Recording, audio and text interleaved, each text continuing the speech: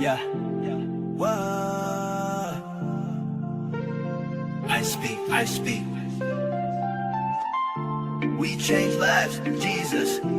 I speak. Welcome to the TP Masterclass. On behalf of Cliff Cheqona and the entire TP family, we're honored to have you here. You didn't just join a live session. You stepped into a transformational experience designed to help you master your mind, align your emotions, and trade with clarity and conviction. We'll be starting shortly. In the meantime, settle in and prepare your notepad. Like the stream, subscribe if you haven't already. And most importantly, invite someone who needs this. Because around here, we don't just trade, we transform. Let's get started soon. I speak life, I speak spirit. We change lives, Jesus did it. I speak life, I speak spirit. We change lives, Jesus did it. Step into my Monday. I'm stepping to my Monday. I'm stepping to my Monday. We change lives, Jesus did it. I'm stepping to my Monday. I'm stepping to my Monday. I'm stepping to my Monday. We change lives, Jesus. What TP Masterclass really is. TP Masterclass is a transformation masterclass that happens every Saturday. It is designed to reshape the way you think, the way you respond, and the way you perform. Not just in trading, but in any industry where your mind plays a major role. Even though anyone can benefit from it, the majority of people you'll find here are traders. Why? Because trading is one of the few fields where your mindset, your emotions, and your discipline are tested every single day. Every session blends psychological lessons that help you understand your thinking and your behavior, spiritual lessons that strengthen your inner conviction and identity, practical lessons that give you structure and direction in real life. TP Masterclass exists because most people don't fail due to lack of skill. They fail because their mindset is not prepared for the level they are trying to reach. This masterclass equips you with the mental strength, emotional stability, and clarity needed to perform at a high level, whether you are a trader, an entrepreneur, or someone trying to grow in life. It's a mind game. You heard me. Trading is a mind game. Fix your mind, fix your trading. Fix your mind, fix your trading. It's a mind game. You heard me. Trading is a mind game. Fix your mind, fix your trading. Fix your mind, fix your trading.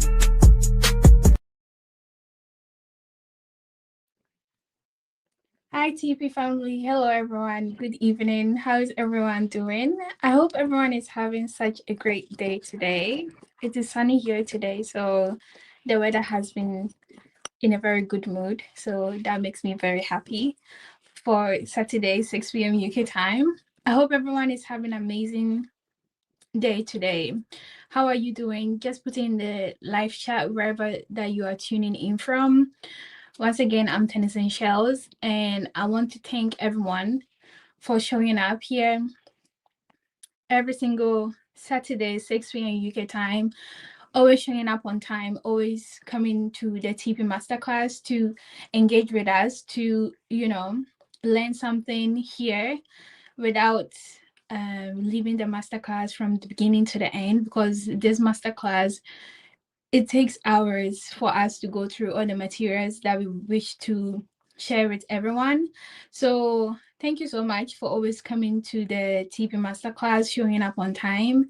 6 p.m. UK time, you're always here, and I truly appreciate that. So thank you so much for coming.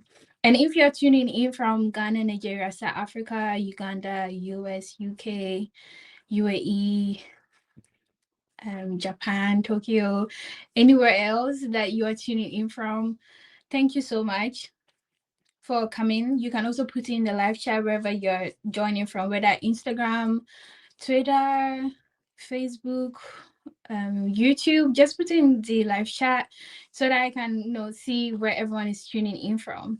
I can see United Kingdom. I can see Nairobi, Kenya. Thank you. I can see Tanzania. Yay, Tanzania in the house. I can see Ghana. Amazing. Thank you so much for joining us. And I'm here. Where are you from? Jamaica. Hey, Jamaica in the house. Thank you so much for joining us once again. And if this is your first time, I want to take 90 seconds to tell you exactly what this space is about, because most people tend to misunderstand what we do here during the TP Masterclass and what trading psychology is truly about. And trading psychology, simply put, is the study of the trader's mind, his emotions or her emotions, and the behavior that they usually go through when they are trading on the financial market. But before I tell you what actually this means for you, when you come into the TP Masterclass to join us live on YouTube or Instagram or Facebook or wherever that you're tuning in from, um you're not exactly coming here to learn strategy or to learn about entry signals or learn about sniper entries or the market predictions. It would have been nice. It would have been nice if that was what you were coming here for. But this is not the kind of TP Masterclass that we do. You are coming here to study yourself, to be much more self-aware of who you are as a person and why you do the things that you do. So everything is about psychology when it comes to this platform. Everything that Clips teaches is in this room falls into three categories, such as it falls into three categories. And I want you to listen to everything that I'm about to say, because understanding this will change how you experience every session that we have.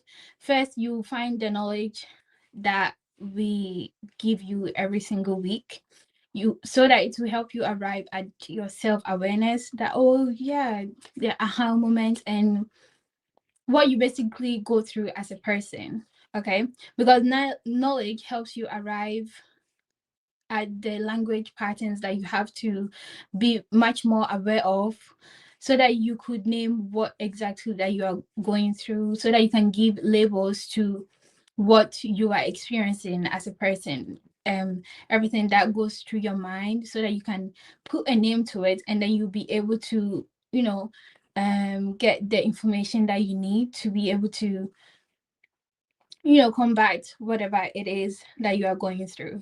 And also, you find tools. We give out practical tools that will help you self-regulate whatever your emotions is, and it will help you manage your emotions, your impulses, your decisions when the pressure is real when it comes to trading. Because I do understand a lot of people find the financial market to be such an intense place to be, especially if you're an intraday trader or someone who scalped the market. It can be very intense, especially with the conditions that we are now in when it comes to the war with Iran and US and everything that has to do with the Iran war.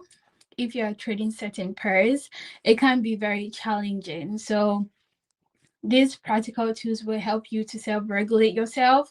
So make sure that you are also keeping an eye out whenever we announce a new tool that we want to share with the community. You are not missing out on anything. And the third thing that I want to speak on is that most people miss when it comes to the aspect of identifying the transformation that they need to go through, because the deepest level is the work. It's not just about fixing your trades, it's about reconstructing your identity, to stack on your beliefs, your personality, your habits, your behavior, to fix your identity, to follow the results that you need to come into conclusion on. So wherever you are tuning in from, whether Ghana, Nigeria, Jamaica, UK, US, Uganda, Tanzania, wherever that you are, make sure that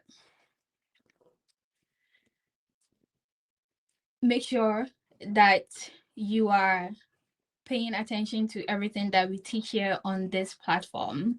And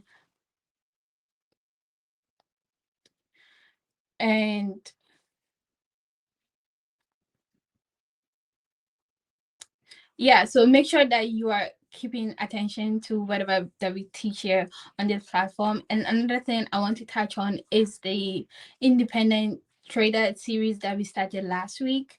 We are going to go into the second part of it. So if you have not watched that episode that we shared last week, make sure that you are going back to watch it. Well, after this episode, of course, so that you are not missing anything, because that one was truly impactful. We will play the replay for you guys to watch. So that will be coming up right now. So make sure that you're paying attention, and then we will go into the next segment of this TP Masterclass today. Previously on the TP Masterclass. Infrastructures, which is the things you cannot really see, but they are there. And they are the things that control the systems of the industry. It was not built for the average retail trader. Retail traders are at the bottom. It is not an insult. When we say that we are at the bottom of the hierarchy, we are not getting insulted or we are not insulting ourselves. It is a positional fact. The most dangerous things to do in this industry or any other industry is to make a strategy an identity. You don't need to be a swing trader. You need to do swing trading. You don't need to be a scalper. You need to do scalping. You don't need to be an intraday trader. You do intraday trading. As retail trader, you are a speculator. Your decisions is purely speculation based.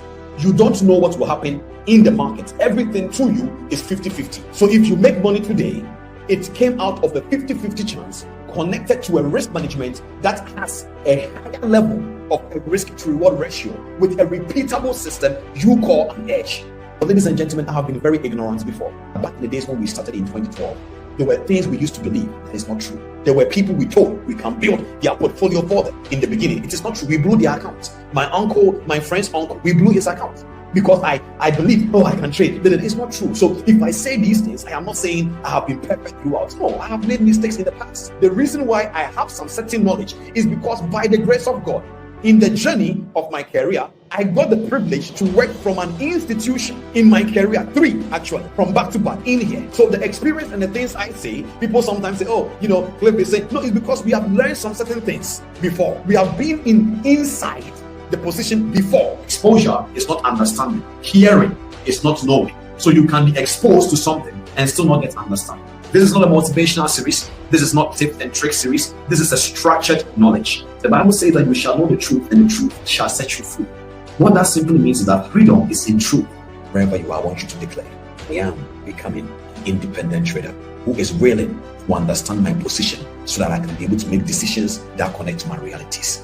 I am becoming an independent trader. Get ready for today's masterclass. That was truly amazing.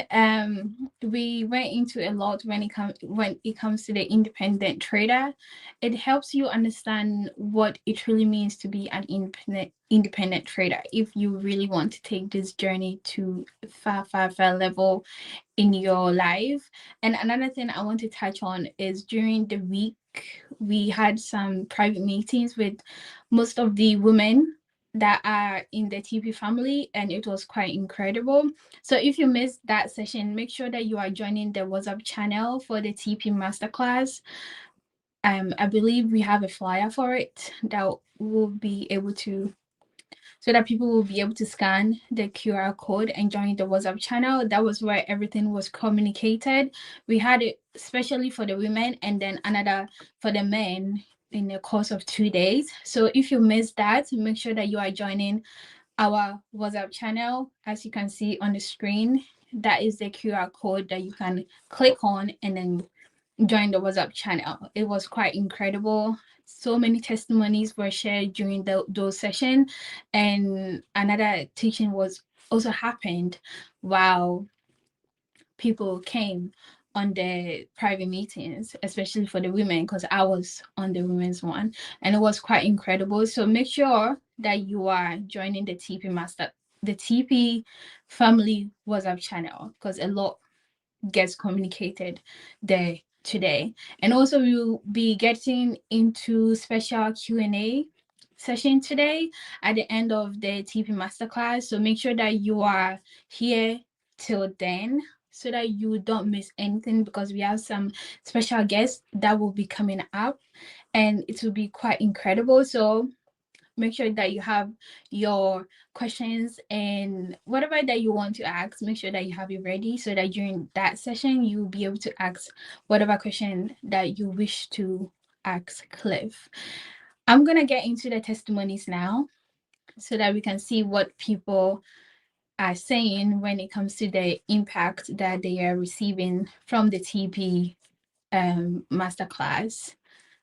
So whenever you are ready. Do we have testimonies this week? Oh, sorry guys, we don't have any testimonies this week. So it's gonna be mainly the Q&A session that we will be getting into. So make sure that you do not miss that. So because we don't have any testimonies, I'm gonna end my speaking right here. Make sure that you're staying tuned to what is to come, because we are going to get into the second part of the independent trader, and you do not want to miss that, because last week one was very incredible. So stay tuned for that, because a lot is coming right up. Thank you, everyone. It's a mind game. You heard me. Trading is a mind game. Fix your mind, fix your trading. Fix your mind, fix your trading. What TP Masterclass really is. TP Masterclass is a transformation masterclass that happens every Saturday. It is designed to reshape the way you think, the way you respond, and the way you perform, not just in trading, but in any industry where your mind plays a major role. Even though anyone can benefit from it, the majority of people you'll find here are traders. Why? Because trading is one of the few fields where your mindset, your emotions, and your discipline are tested every single day. Every session blends psychological lessons that help you understand your thinking and your behavior, spiritual lessons that strengthen your inner conviction and identity, practical lessons that give you structure and direction in real life. TP Masterclass exists because most people don't fail due to lack of skill. They fail because their mindset is not prepared for the level they are trying to reach. This masterclass equips you with the mental strength, emotional stability, and clarity needed to perform at a high level, whether you are a trader, an entrepreneur, or someone trying to grow in life.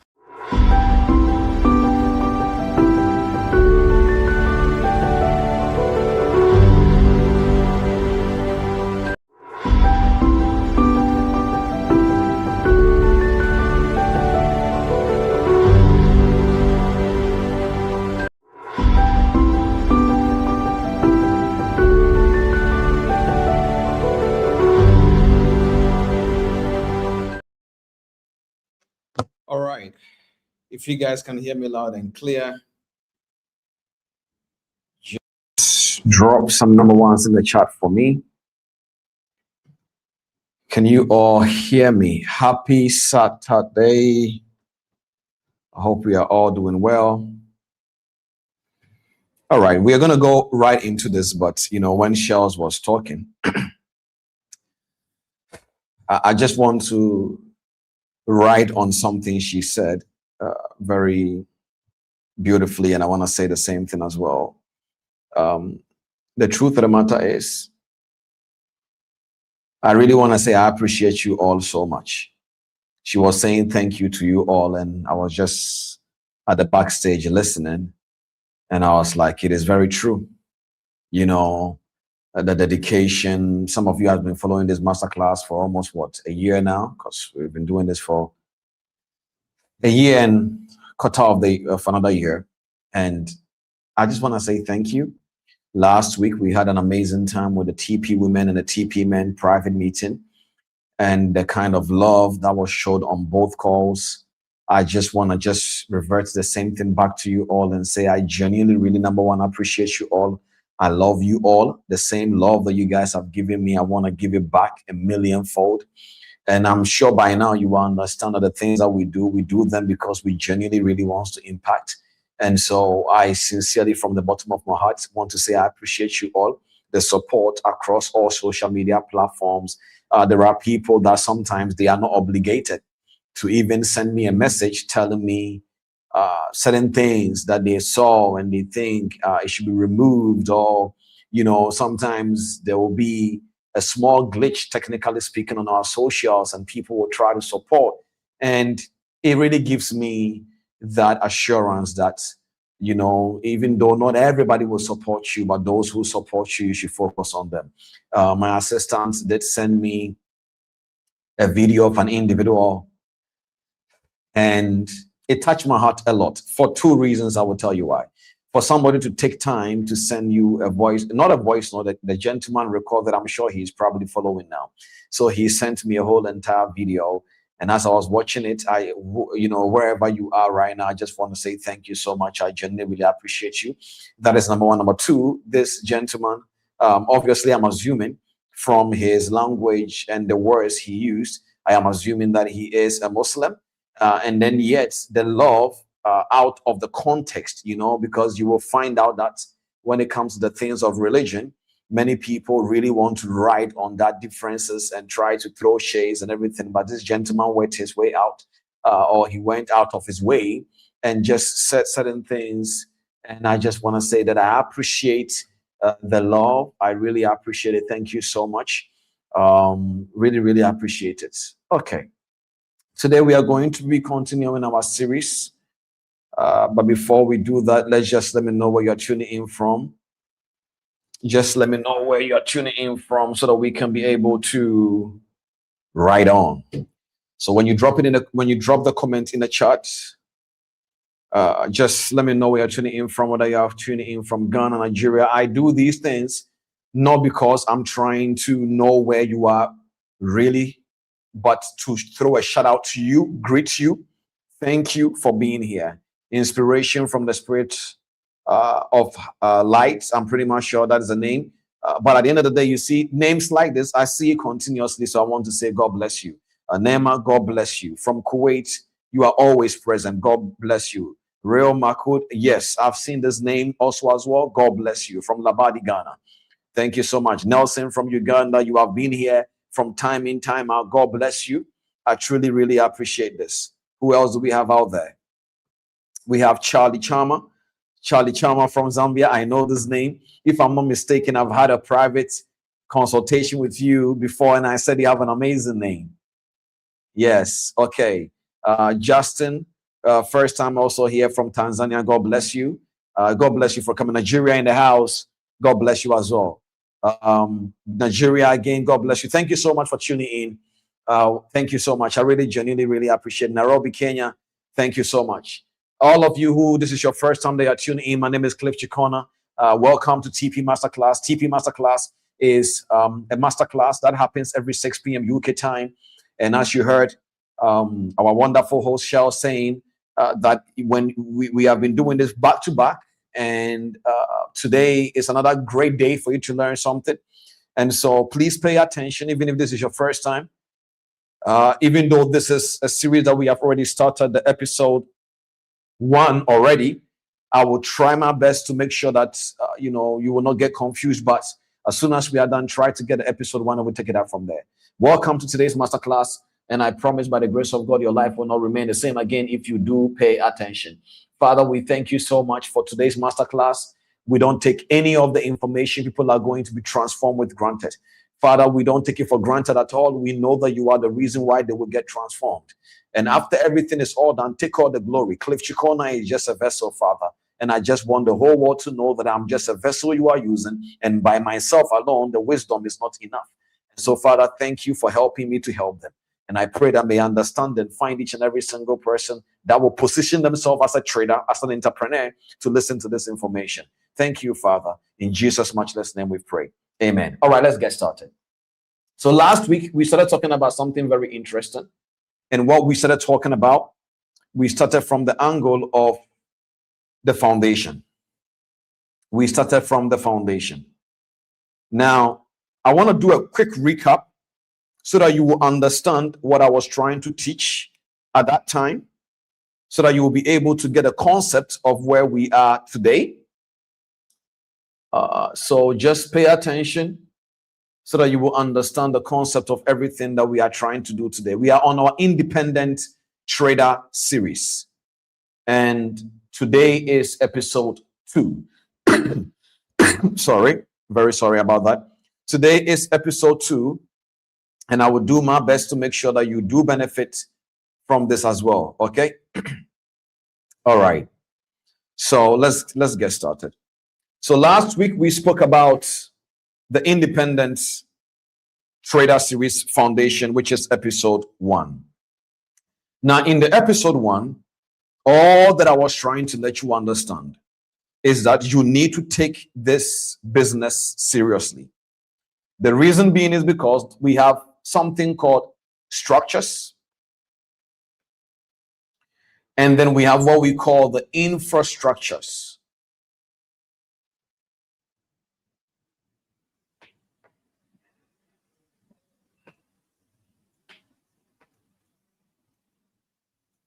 Okay, so we have structures.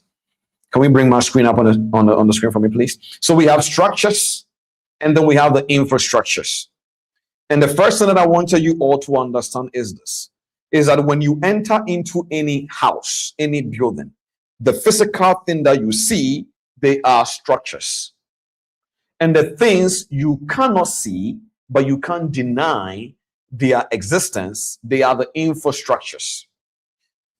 So what I mean by that is this. When you come into my house, my home, you may not see the pipes, but when I do open the tap, the water do flow through it.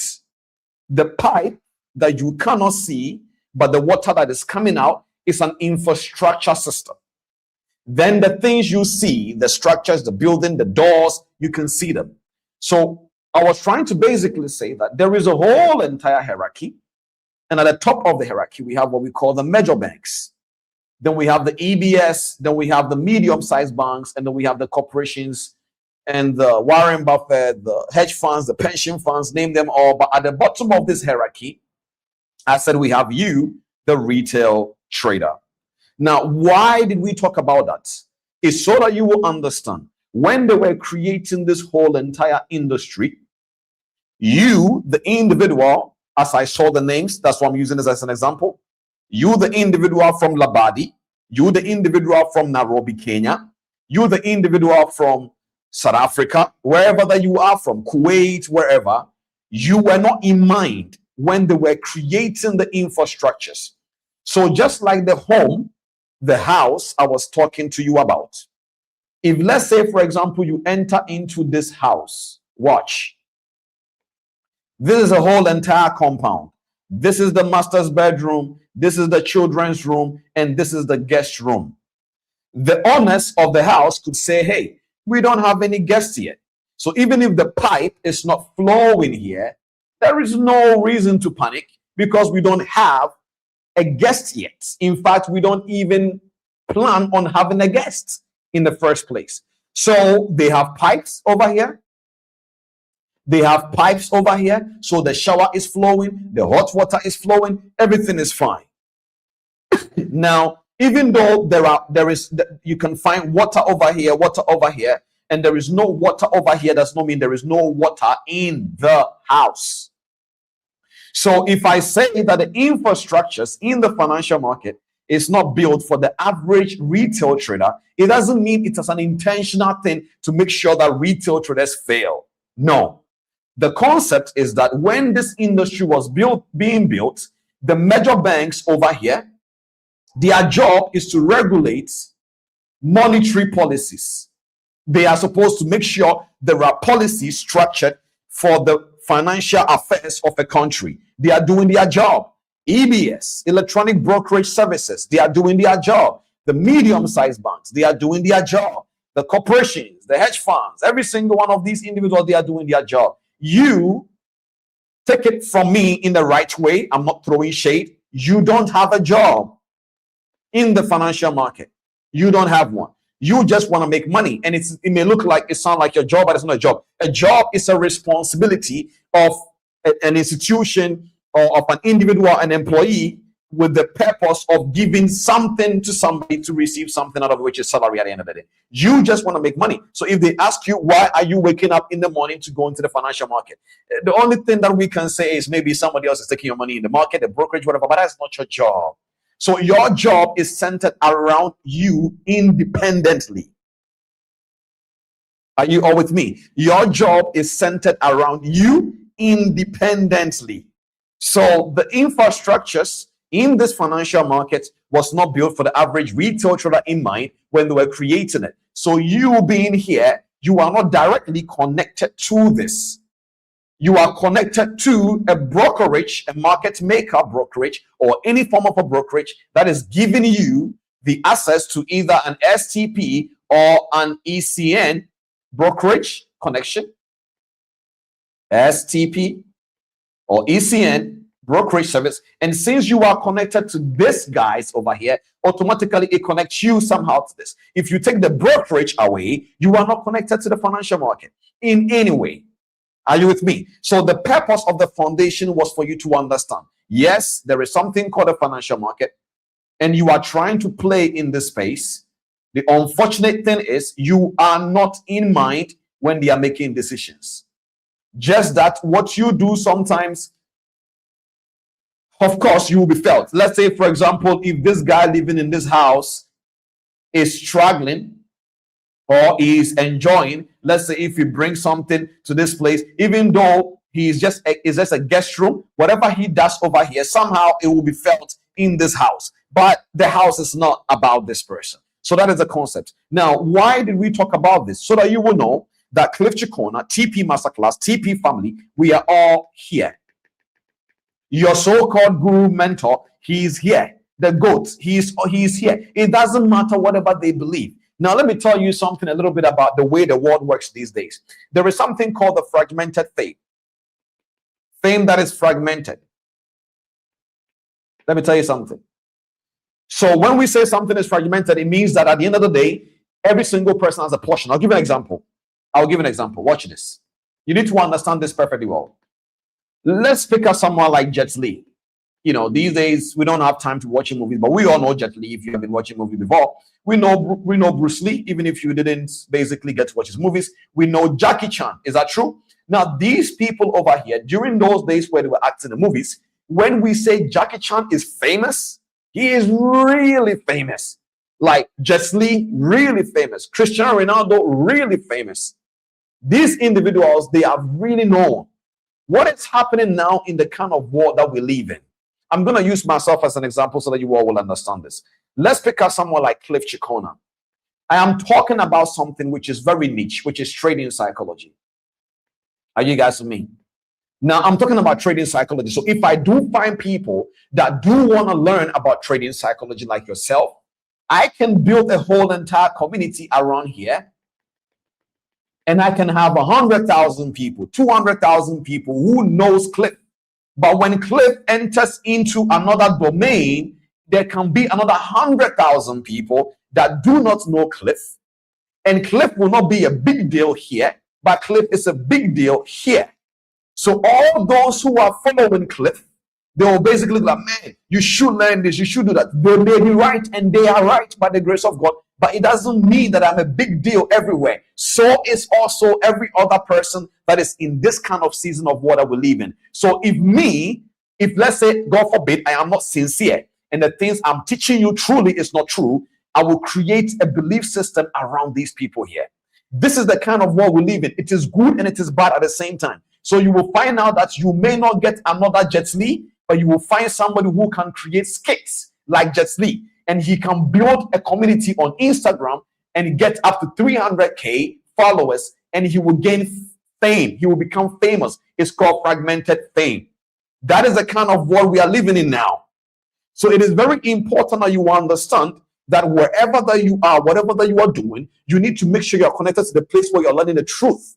So that wherever you go, whether you say, I don't want to listen to Cliff anymore, whatever, and you live here and you come here, the same knowledge you got here can be applied here. So you need to understand that is the kind of world we live in now. The world we live in now is niched, meaning anybody can build a community. Anybody, even if it's 5 people. There are people listening to me right now. Probably sometimes I talk to people, they are like, I have a community of 40 people. It's not a lot. But those 40 people really think that guy is a big deal. And that guy is a big deal in that space. I'll give an example. Let's say somebody is a father. And in his house, he has 10 children. Well, I'm not saying all of them belongs to him, but I mean, it's possible. I mean, my grandfather had like 14 kids. So let's say 10 children. That is one more, and then there's a whole team. But 10 children. So the father stands up and go like, we are going to fast today. All right, we are going to do fasting. Now, the father is a big deal in this house. We are going to fast today. It doesn't matter even if you don't want to fast. You are going to fast because the boss has spoken. This same man goes out of his gates and enters into the streets and goes to his neighborhood and shout, we are going to fast today. The same words he used here will not carry weight here, not because the words are not powerful, but because the authority has ended here. And so the kind of industry that we are in now, everybody has concepts. Here's why this is the best you need to follow. Here's why this is the best you need to follow. Here's why you are not making money. So they are all here. That YouTube channel that has 100,000 subscribers is here. That YouTube channel that has 800,000 is here. The one that has 50 subscribers is here. They are all here. So you will hear one person saying, Je m'appelle Clifford. The other person is saying, Minyaza Woods Clifford. The one is saying, my name is Clifford. Same thing here, different languages. And the retail trader is like, what do I do now? So the purpose of this series is not so that tomorrow you will only make money, but you will gain confidence knowing that this industry, we just have a long way to go. Even if somebody buys 5 G-Wagon Brabus, you have a long way to go, because G-Wagon Brabus is not what the retail trader infrastructure needs. The retail trader infrastructure needs a system that can mentor retail traders from all around structure of a body of knowledge. And we don't have that yet. So if I say the average retail trader do not have the infrastructure to make them profitable, I was not saying that there are not mentors. I am not saying that there are not good traders. I'm saying the business has ended up here. Selling signals, selling strategies, selling bots, selling everything. They are all here. But this is not what this zone needs. This zone needs systems, regulatory structures, structures that can let you understand, okay, here is how to build a technical edge. Here's how to build here's how to gather my data edge and interpret it. Here's how you build behavioral edge.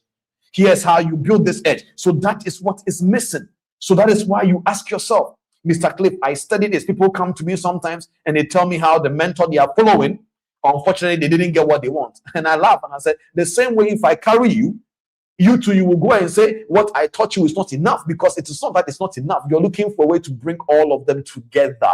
And that is the infrastructure, number one, that is missing. Number one, that there isn't an alignment of the things you are learning.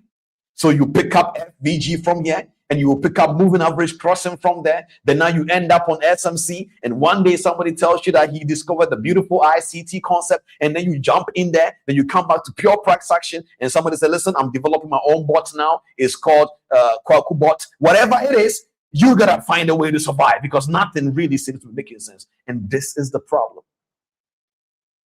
So the foundation was to bring you to that concept that no matter how big you think your mentor is, as far as the financial market, as the retail trading space is concerned, you are here.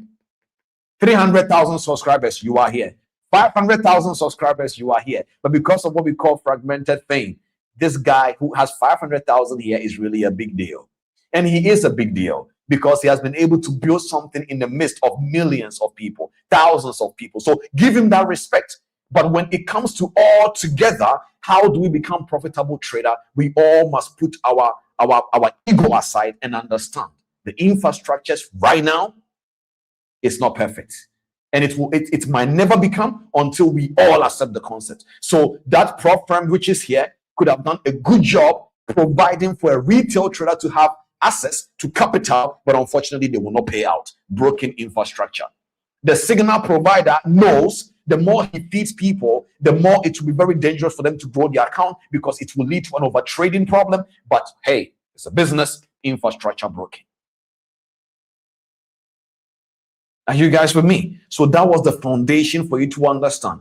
This is not a call to say people are bad and they are cheating. It is the way the business works. But you that you are listening to me now, It's either you become part of the problem or you are going to learn to become a solution to the problem. So the more that people are growing to come into the awareness of the nature of the business, the more you can keep on contributing. So a year, 2, 3, 4, 5 years from now, the industry at least will start changing. So all the tech people that are very good in tech, where are the ideas that you are going to be using to help the infrastructures? The chefs, the cooks, where are the ideas that will help the person to be able to eat the meal that will be able to help them reduce their cortisols? The risk management people, people who understand mathematics. What is the knowledge, the conviction you will release on YouTube to be able to help the average retail trader to understand mathematics? The legal heads, the people who are in the legal side that also are traders. Where are the videos, the books you are writing to be able to help the average retail trader to be able to navigate their way to understand how to be able to interpret the legal aspect of things? The infrastructures, they all need to come together. This is the foundation I wanted to pass on before we go into episode 2. Today we're going to be doing something very interesting. Are you guys learning? So if we spoke a lot, you can go back and watch, but drop the number ones in the chat if you understand the episode 1, so the one you can bring it back on me and let me talk to them for a second. So you need to be able to understand this, that at the end of the day, the goal here is not to be able to throw shades or to tell people that they are wasting other people's time. But when you understand your positional reality, it makes you start to think well. It makes you start to make emotions. It makes you start to make decisions without emotions attached to them. I said this in an example, and I said, if you go to someone else's house, and then the individual house you went into, it is not your house, and you were like, okay, you know what, this is not my house, and therefore I need to respect myself. I need to make sure I eat at the right place. All these things is a way of you understanding your positional reality. That is it. All right, today we're going to be talking about something, and I titled today's part 2, technical edge. Technical edge. Today's message is technical edge. Are you guys ready to learn? Ready for part 2? Make sure in the comment section I will know. I want to make sure. Solomon, can you bring up some couple of comment section number ones? Let me know that they are ready. Technical edge. In this episode 2, and some of you are going to listen.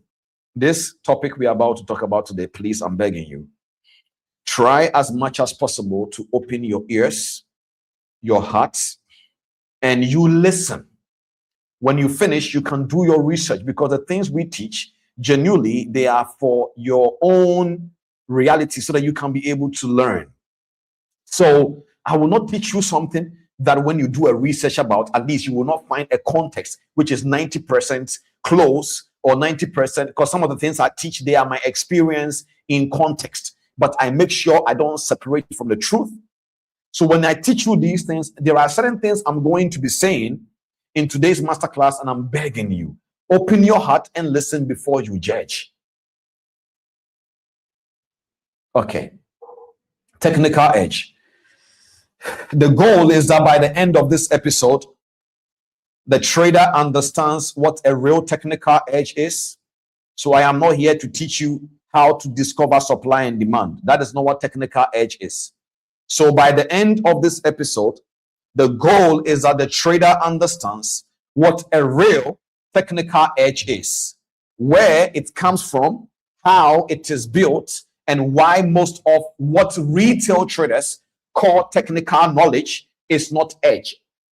I call that bold opinion dressed as understanding. Oh, today's going to be interesting. Bold. Maybe let me write it down. It's fine. Those of you, if after today's masterclass you are not my friends anymore, it's okay. At least you have gained knowledge that was so in your mind for a long time. Bold opinion. I'm going to write it down. They're going to bring it up on the screen. Look at it. Bold opinion. Bold, underline it. The opinion, underline it. And this bold opinion is dressed as what? understanding.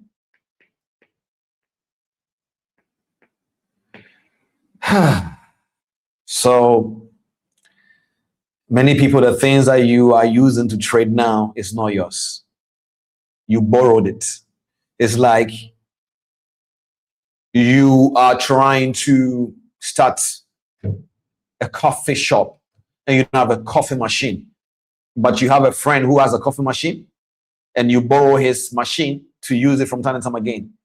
It is impossible to run that business because it is not even yours in the first place. And even if it is yours, you're not going to get a chance to practice using that coffee machine. So your coffee will never be as good as that person who owns the coffee machine. Anyway, ladies and gentlemen, listen to me carefully now. Every professional field has people that perform and people that perform consistently. I'm going to say it again. Every professional field has people that perform and people who consistently perform. The difference, if you pick these two individuals, the difference is never just talent. It's not the strategy. It's not even the structure that the person have. It is basically an advantage that the individual has been able to create, and that is what most people call an edge. So I want us to define what an edge is quickly. I'm going to say it. I'll write down the points of what I want it to be in the definition, but right. What is an edge? An edge is a repeatable. The first thing that I want it to be in your nose is that when we talk about an edge, it is a repeatable, defensible, defensible, you can defend it, advantage. So an edge is a repeatable, defensible advantage that produces consistent results under similar conditions. So an edge is a repeatable, defensible advantage that produces consistent results under similar conditions. So that means when we talk about an edge, it's not a strategy. It is a structure that you have built and you can rely on. I want you to write this down, that edge is not what's, be personal about it. So if I'm writing it here, I will say edge is not something I do. Edge is not something I do. Edge is what I have built. Edge is what I have built. I want you to write that down. So edge is not something that you do, it's something that you have built.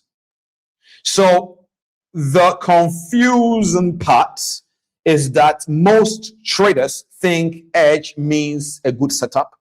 They think edge means the thing that helps you to get a sniper entry. They think edge is something that gives you a high probability entry or a pattern that works. That is not edge, that is a tool. Now, let me give you a distinction here. So a tool is something that you use. An edge is something you own. So when many people come to me and say, Cliff, I don't have an edge, and I agree. But it takes them a while for them to understand. So an edge is not something that you use, it's something you own. Edge is owned. I'll give you an example. Let me use a surgeon. A surgeon, somebody who does surgery, a doctor. If a doctor, is there anybody on this call right now, on this live stream, that is a doctor? If you're a doctor, drop some ones in the chat, let me know. Or maybe somebody who works in the hospital. But anyways, if you enter into any hospital and you pick up the best doctor or the best surgeon in the hospital, mostly the things that a surgeon uses is a scalpel. Is that true? That is what they use to actually really slice somebody into small hole. So the surgeon's edge is not a scalpel. It is the years of anatomical understanding. It is possible while he was doing a surgery on somebody before, he made a mistake. He was able to turn things around. He was able to pick up some things. And there are years of things he have done. Him watching his superiors, he learning and teaching his junior associates or junior assistant doctors, right? So it is years of trained hand, the ability to make precise decision under pressure. There were people that almost died, and he was able to, perform the surgery in a right way that they came back to life. So by the time that this individual puts the pieces of all those things together, that knowledge of what to do when something unexpected happens, and then taking the scalpel away, and it doesn't matter, using it, all those years is what basically makes the surgeon a surgeon. So even if you take the scalpel, that seems he can be using that scalpel for a whole lot of years. Take it away from his hand. I can assure you, you have not taken away his edge. You can take him to another hospital and he will perform the same way, like as if the same scalpel from many years ago was in his hand. Are you guys with me? So I want you to ask yourself this question now, that if your strategy was taken away from you tomorrow, what would you have left? This is the biggest question that many people are saying, my strategy is not working anymore. 6 months ago, I was making money. Now I'm not making money, because you never had an edge. They borrowed, just like the coffee shop machine guy that I was telling you about. He borrowed the tool or the machine for a season. The machine is not yours, but the season has come for the person whom the machine belongs to pick it up. So you will have to go back to your hustle. So let's say, for example, you went and borrowed the machine and you were using it to make a coffee. But then the people now came in and said, this coffee tastes real good. So they were coming. But because the tool is not yours, or because the person that is using it, it doesn't belong to you.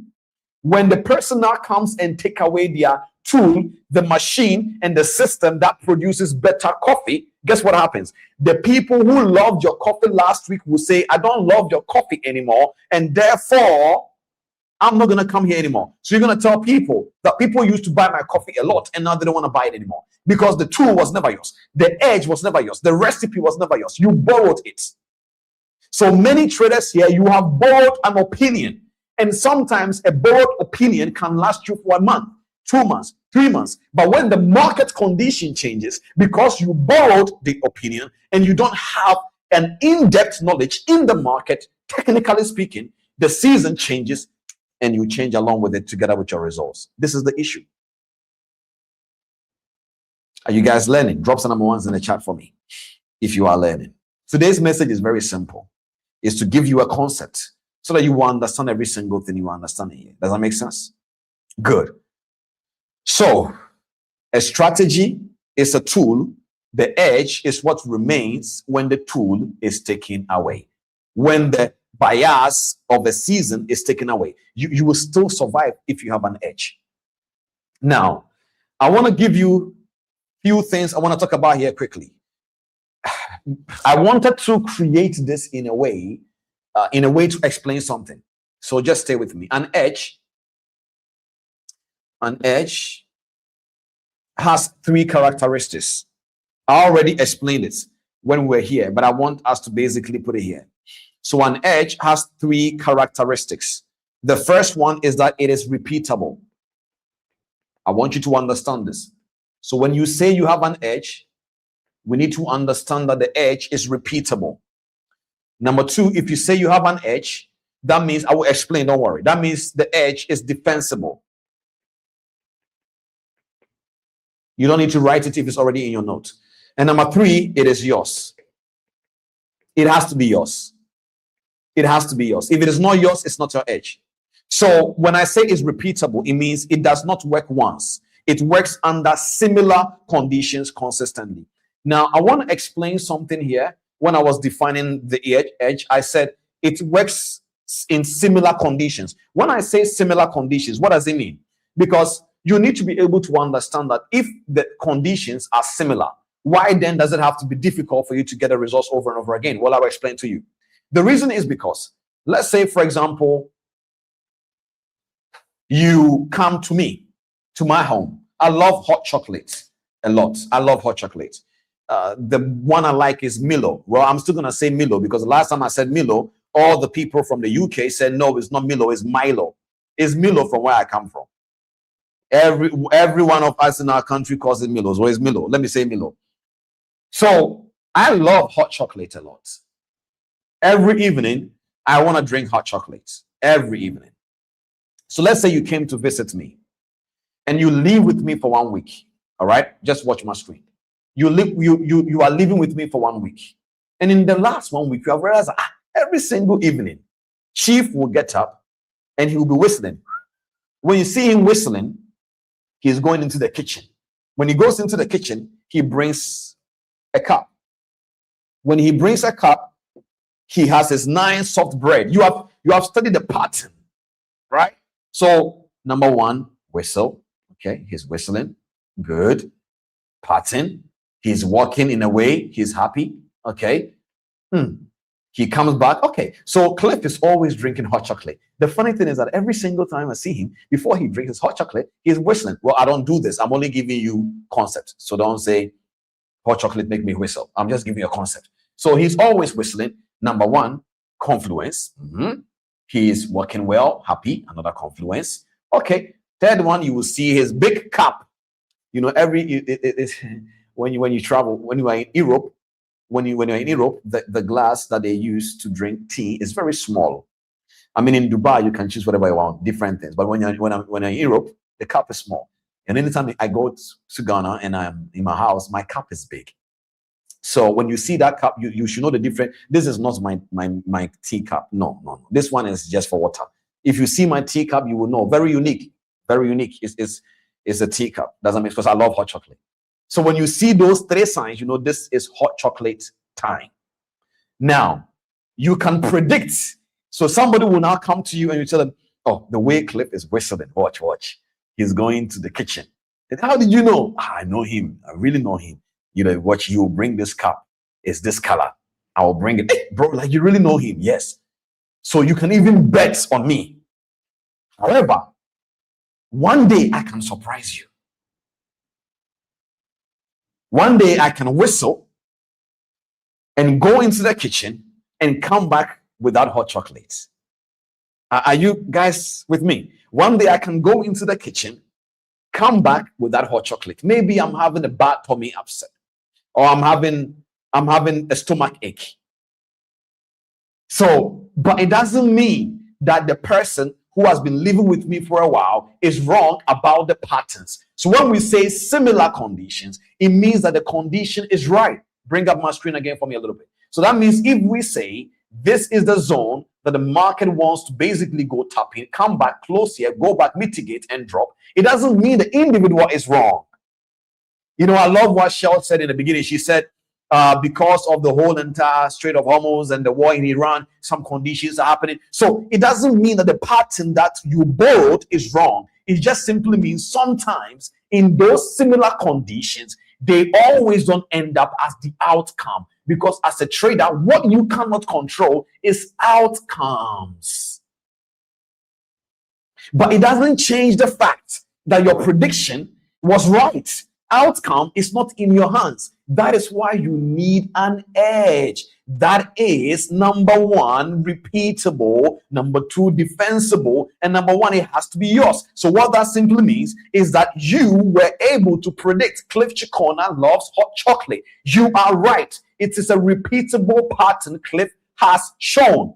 If that day I don't drink hot chocolate, no problem. Even though your outcome was wrong, you can defend it. No, it's because probably the reason why Cliff didn't drink hot chocolate is not because the pattern was wrong. It's because maybe he was not in the mood and maybe today he's not feeling well. That does not change the edge. But the reason why many people keep on jumping from one strategy to the other is because they have not seen it repeatedly so much and they cannot defend it. So the moment it happens, they are like, you know what? Maybe this is not working. And it's because it is not yours. So when we say an edge is a repeatable, defensible advantage that you can use to get consistent results in similar conditions, it means that the conditions will always be similar. The market respects its structure. Let me tell you something. People sometimes ask me, Cliff, what is the one advice you would give it to me to combat FOMO? I said, don't be afraid of missing out because the market itself respects its structure. So if the market will go up, it will never go up without creating higher high, higher lows. It's impossible. The market respects its own structure. So if it's really going to go there, it's going to come back and call you. If it doesn't come back and call you, that means that moment the market didn't want it to go with you. So that is the easiest thing to combat FOMO. But what you are really afraid of missing out is not the market structure. You are afraid if you don't catch the move now, you can't pay your bills next week. This is the FOMO, not the market structure. Are you all with me? Very important that you understand this. So an edge is a repeatable, defensible, and it has to be yours. So when we say it's defensible, you have to be able to defend it. I know, Cliff, were you not going to drink tea today? Yes, I was going to, but I'm not feeling well. Then you will now look at your friend. I told you. So even though you are wrong, your confidence didn't die because you know you were right. The outcome was not just correct at that moment. That is it. Is somebody learning? Very important that you all understand this. So many people, when the market conditions change, they are like, oh my God, my strategy is not working. Okay, watch this. In every industry and in every organization and in every era. So I told you guys this, and I'm going to talk about something now. Principles will always remain the same, but practices changes. We are not the first to be in an era like that. During the olden days, the way they used to check the market order flow was using ticker tips. So they will be actually counting the ticker tips. They'll be ticking. That is why when you go to TradingView, we call when you look at the measurement of when you are calculating your stop loss and your risk to reward ratio, you will know that there is a place called ticks. It is a ticks you reduce in a decimal point to get pips. So ticks is not just something that is just there. In the olden days, they used to calculate it by ticks. So when you are trading gold, yes, you can calculate in pips, but when you're trading indices or futures, it's not calculated in pips. So all these things, they are tools that was used to measurement price. So the practices of those days of how they used to check the market has changed. Practices change, but the principles of checking the price and the way order flow works is principle. Order flow is order flow. So whether if the order flow is being shown on your computer or is being shown from somebody who was counting ticker tape, the principles still remain the same, but the practices changes. So every single season, every single era, practices are changing. There is a time coming. Every single person here will know how to collaborate with Claude, AI, or GPT, and you will start knowing how to create your calculations and your systems with AI. It's just a reality. It's like the person who had over 50K horses is saying that he is the best person with many horses in the olden days. Right now, people are using cars. Even though horses are not being used anymore, cars are being used now. Does not mean that the principles of traveling has changed. The system and the mode of transportation has changed, which is the practices, but the principles of still needing something to get somewhere fast remain the same. Are you all with me? Good. So edge has three characteristics, and all the three must be present. It must be repeatable, it must be defensible, and it has to be yours. I want you all to write down something for me.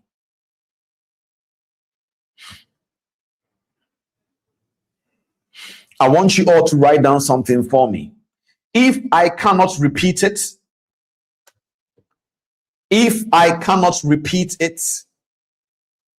explain it, and prove it with my own data, it is not my edge. If I cannot repeat it,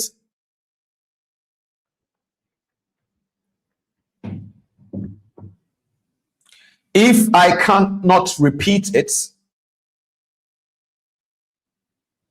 explain it, and prove it with my own data, it is not my edge. I want you to write that. It's a conviction. I want to give it to you one more time.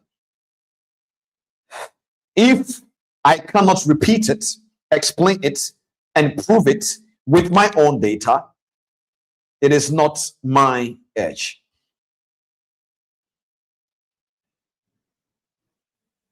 Now let's talk about technical. Many of you are trading technically. It is great. Why not? But I want you guys to understand. Today, we're going to finish early today, because today is our Q&A. That's why I'll be asking you all, are you learning? I'm not asking you just for you to just answer. Truly, are you learning? If you are learning, drop some number ones in the chat. Let me know. Solomon, just try to bring it up on the screen. Let me know that they are learning. Because I don't want to rush. Even if we pause here and continue on next week, it is, look, we are not going to rush this independent trader series. I want to finish it by the next 3 sessions. But even if it takes a while, so be it. Are you all learning? Okay. So many of you here, my goal is not to tell you you don't have an edge. I am only bringing a concept for you to understand why you can't defend the things you are doing. That's it. And all of this, remember, is a trading psychology room. So what I'm trying to basically do right now is to do something to your orientation, your narrative. Are you with me? Good. All right. Thank you. Now let's define technical stuffs.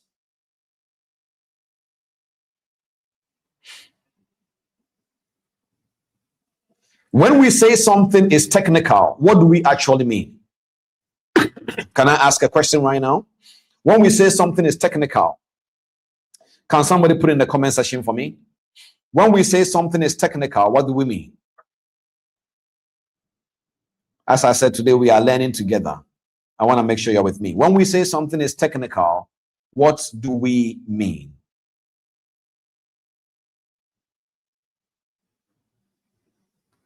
When we say something is technical, can you give me the answer from this one? Let's see. If somebody has, when we say something that demands extra skill, I love this definition, by the way. Something that the demand is what makes me love the definition. Me, I love definitions. So when I see some certain keywords, I'm like, I love this definition. Something that demands extra skill. I love it. The demand is the only thing that makes me love it. It's because something is demanded of you. Okay, good. Any other person? I want to see something. When we say something is technical, what do we mean? Technical is a skill. Okay. Fair enough. I love that. It relates to specialized knowledge. I love that. Technical is a skill. As simple as that. Like, bam. Technical is a skill. It demands something you can do in practice. Okay, so let us write this down then. I like that. It means something that has to do with the human skill. Okay, cool. So that means you guys are with me. I love that. So in every single industry, okay, in every single industry, in any professional field, medicine, whether law, engineering, aviation, technical knowledge, whatever it is, the technical field, people who do technical stuff, in school we used to call it technical, pre-technical knowledge, something like that. So it means something very specific. So let's define it here. Technical simply means, again, let me bring my screen up quickly. Technical, you guys all said it perfect thing. So we're going to combine it together. So technical, number one, is the precise. This man writes, and I need an edge.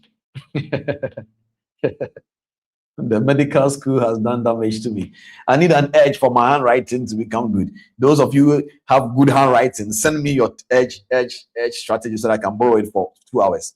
Anyway, technical here means precise, structured understanding. The understanding must be structured.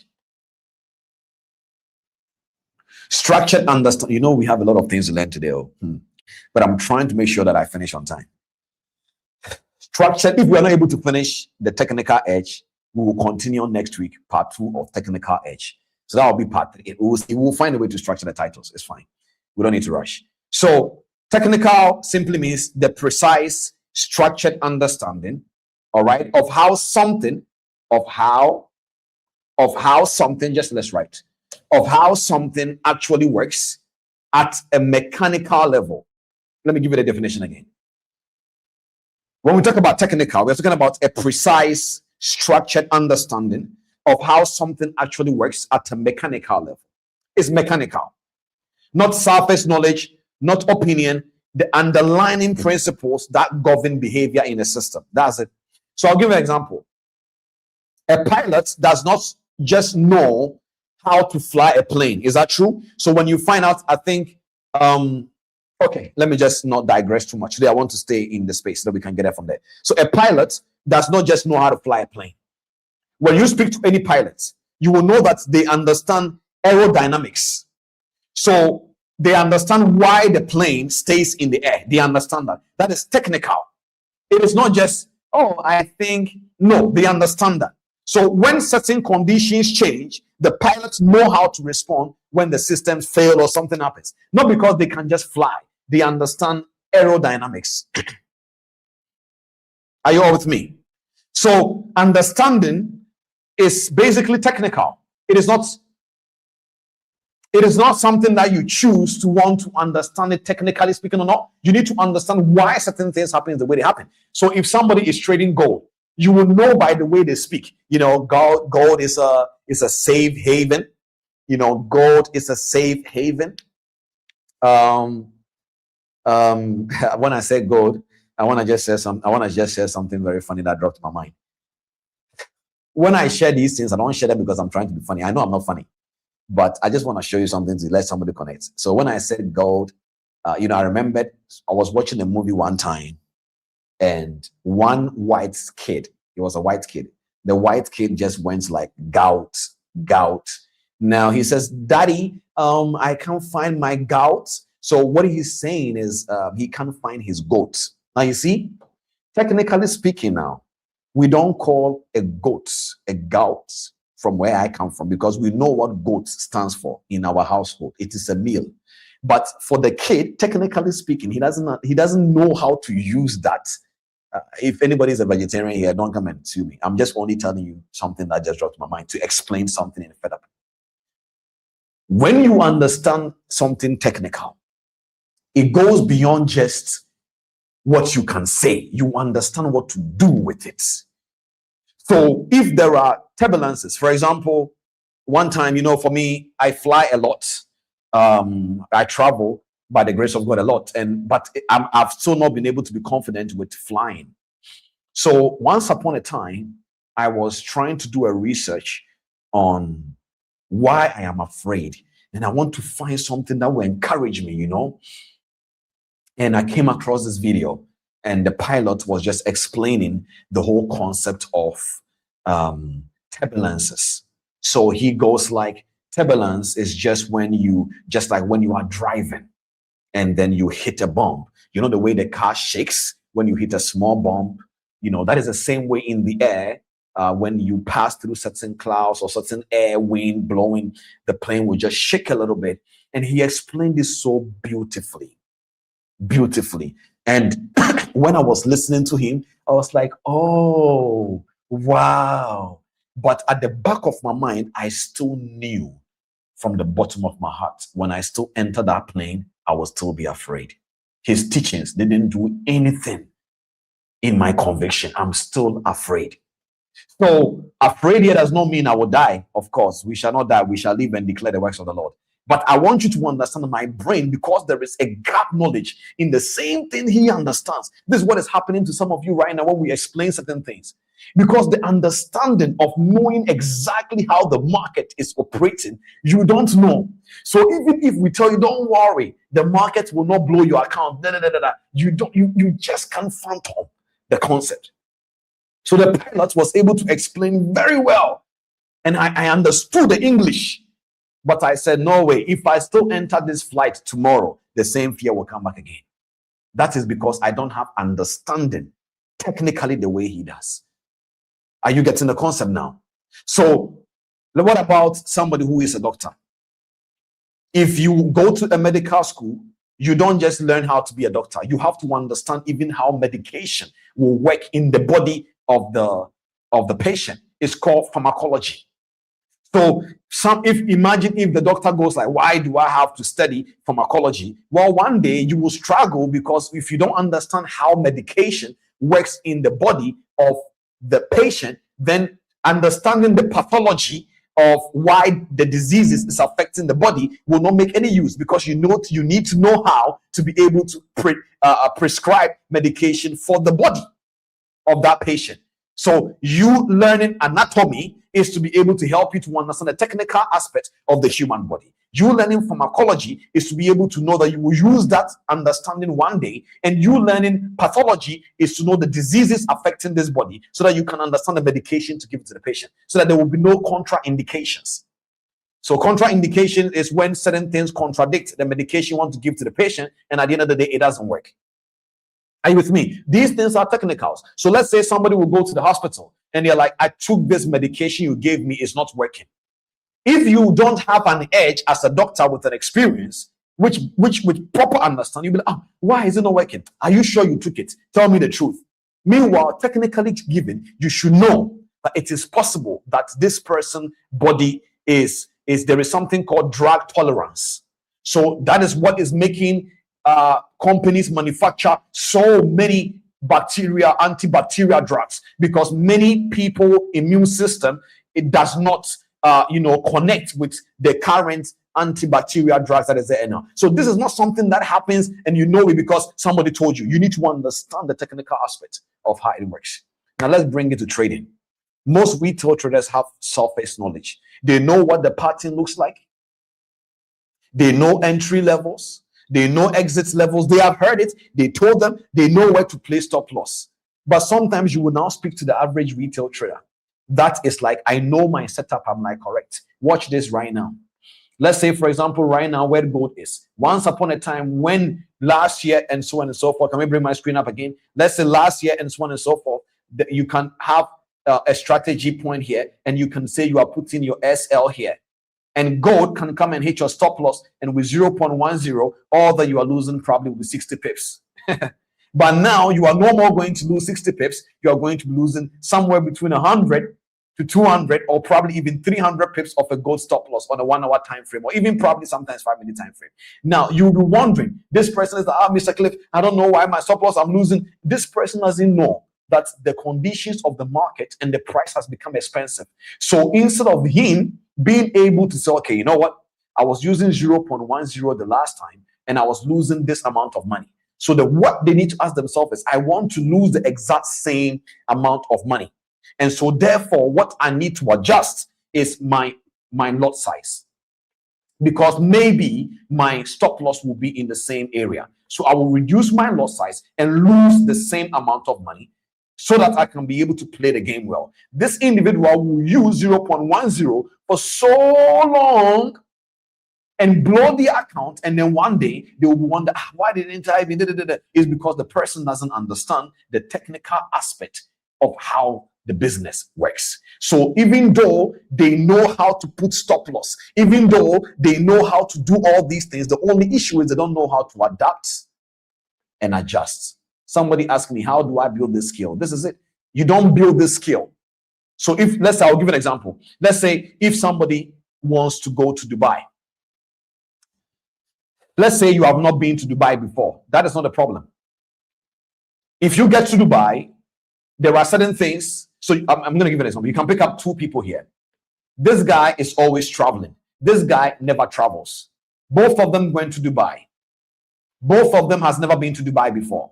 This guy has an edge of traveling because he has an experience of being able to take trips.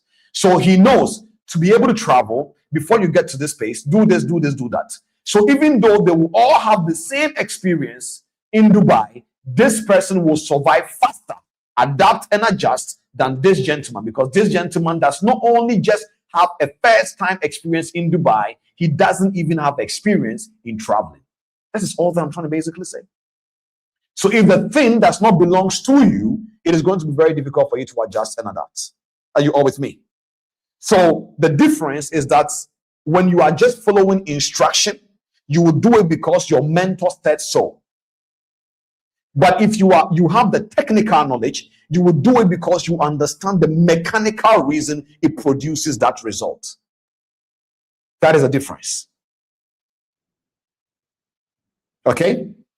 All right, I want you to write this down.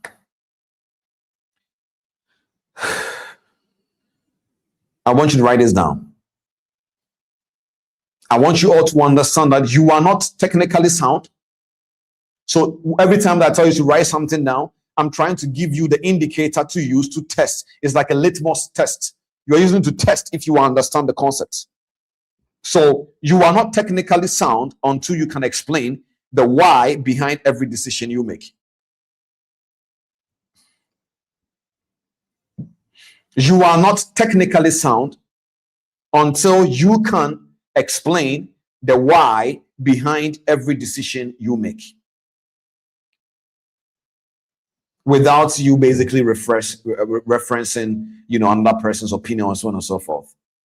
Are you with me? So let's say, for example, you are watching this masterclass and you go like, just like what Mr. Cliff said, just like what Mr. Cliff said. I get the concept and I'm glad you are referencing me. But if you are referencing me all the time, it means the knowledge has not become your understanding. If you all understand me now. Now, the next thing that I want to talk about, this is the most important part of every single thing we have been building to this part now. We need to now talk about the market. Last week I told you there is something called the structure of the market and the market structure. Last week we looked at the structure of the market, the realities of the business. And today I want to talk about what the market actually really is. Before a trader can build any edge, especially technical edge here speaking, you need to be able to understand what the market actually really is mechanically. That is why I started explaining all of these things. Because most retail traders are operating on a narrative that is incomplete. And in some areas, respectfully speaking, completely wrong. And so imagine if, I don't know about how there are certain things, growing up we heard. And, it was when, for example, before I went to school, pursued my medical field, back in the days when you get a wound, my grandmother will use hot water to treat the wound. Now, logically, that sounds like, okay, something is hot, so we cook it, then it heals. But it was when I went through my journey as a medicine individual and I realized that you don't use hot water necessarily to, treat wound, because the more you do that, the more it creates more exposure to heat, and the heat start to extend the tissues that has already been expanded. So the reality is, it was technically wrong as far as treating wound is concerned, but at the end of the day, that is what we knew. So if you now go to the school and they are teaching you that, and you realize that, wait, truly? That is very interesting. For example, growing up in an African home, we understood that, drinking, medicine that is associated with the trees and the leaves and boiling it, they are all great. But we also understood that when a plant is so bitter, it means that plant is not far from being a poisonous plant. It is a truth. Poisonous here does not mean that it's going to kill you. Poisonous mean that you need to make sure you check the content in that medication that you are boiling to drink. All these things, imagine coming back telling the people that, hey, herbal medicine is great, but make sure that it is well measured in the right quantity to prevent overdose. You're not going to understand. So in every single context, there are things that are purely mechanical. And when you don't understand that, it creates chaos. So most retail traders are operating on the narrative that is incomplete and in some areas completely wrong. Now, I want to define something. I want to define something called the auction market. Let's define the auction market. Let's define the auction market.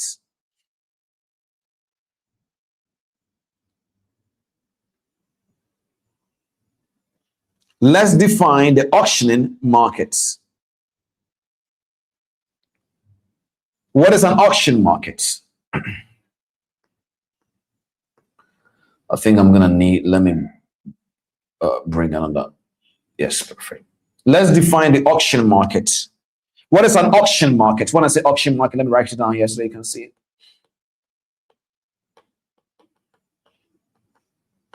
Let's define that. So when we talk about an auction market, we need to understand that it involves buyers and sellers, right?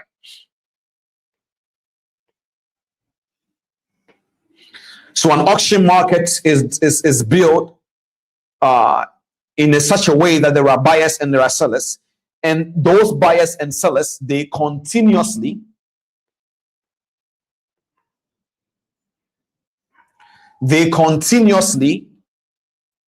interact. So basically they continuously interact to discover the price at which a transaction can occur.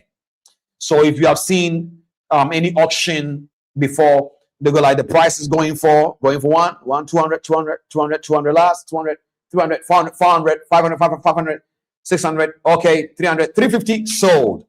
That is how an auction market is. So it is a collaboration between buyers and sellers interacting with each other to be able to come to a conclusion of a transaction area that it can occur.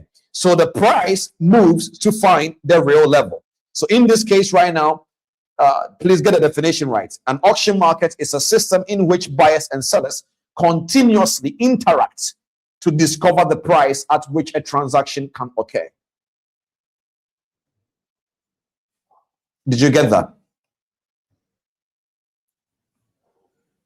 An auction market is a system in which buyers and sellers continuously interact. The purpose of that is to discover the price at which a transaction can occur. So in other words, if we bring this into a retail trading space, it means that the price will keep on moving. The price will keep on moving. The price will keep on moving. The goal of why it's moving is to be able to find a level where the most transactions can take place. To find the level, or find a level where the most transactions can take place. Where the most transactions can take place. So the purpose of why I wanted to define the auction market is so that you can understand that the market that you are in now, with the way technology and every single thing is now, we are no more in a centralized market, ladies and gentlemen. We are no more in a centralized market. No, we are in currently right now a decentralized market. What does that mean? Can I get some comments in the session, please? What does it mean, a decentralized market?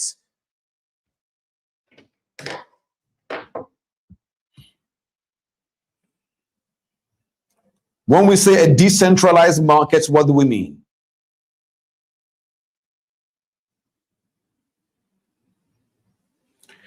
When we say a decentralized market, when we get an answer, can we bring it up on the screen, please? I want to see it. When we say a decentralized market, what is the meaning? Anybody? Money does not go through the central bank. This definition is great. That means it's not controlled. I like that. I like the definition because it connects to every single thing that we are trying to explain.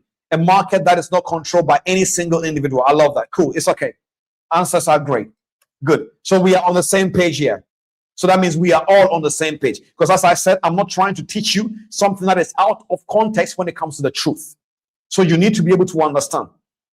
That means that if this is the case, it means that if we are in a decentralized market, that means things like, oh, hey, okay. There is something like conspiracy theory, guys. There are conspiracies. It is true. But I want you to write this down. Price does not move. Let's bring my screen up again. Price does not move to do what? To hurt me.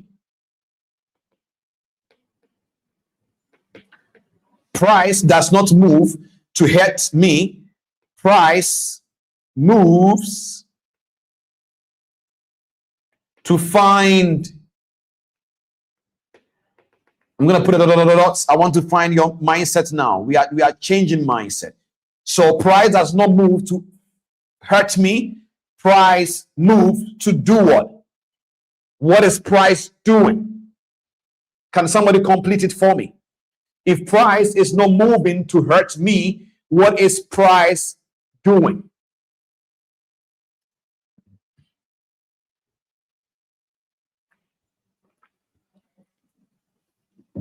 Let's bring the answer up on the screen for me. What is price moving to find? Let's fill this place.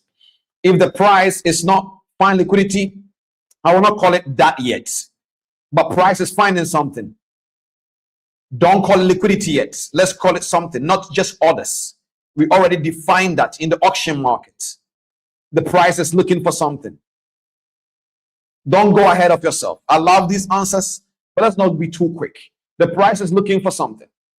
No, it is in your definition of the auction market. But what is that? At the point of all the buying and selling, the purpose is something, in the auction market. Okay, I'm going to write it down. It starts with the word T. Thank you. That is it. Transaction. It is very important you are allowed this. It is very important you are allowed this to soak into your consciousness, traders.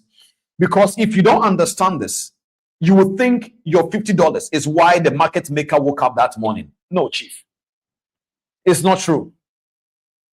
The market maker is not sitting down somewhere trying to take your $50. Oh, nah. But the purpose of that is transaction. Whether it's 50 people transactions, 100 people transactions, transaction is why price keeps on moving to find. Are you guys with me?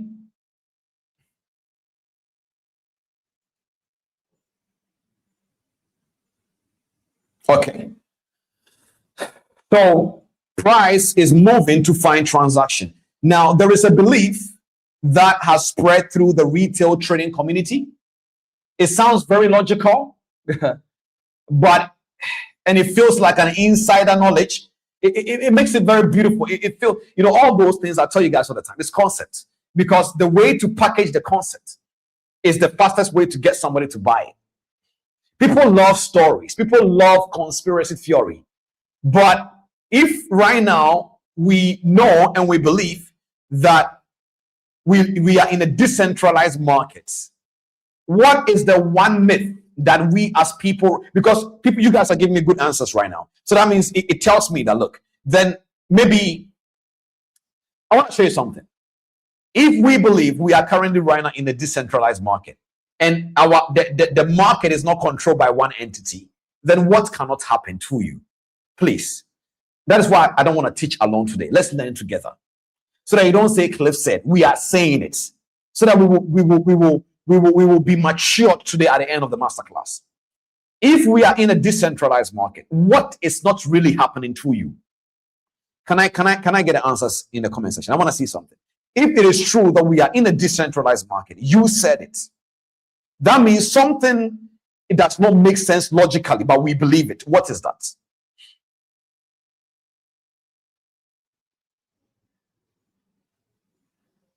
Can we get the answers up? If you find the answer that suits or worth bringing up on the screen. What is that?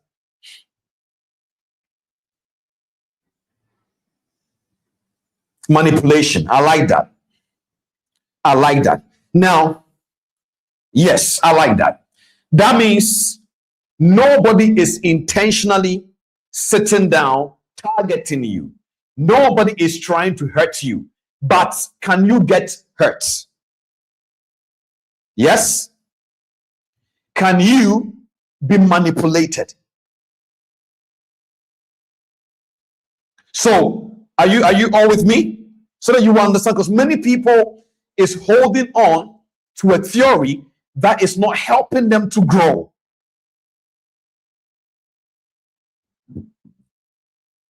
So it's bring up the answers. I want to see something that people are understanding the concept of what we are.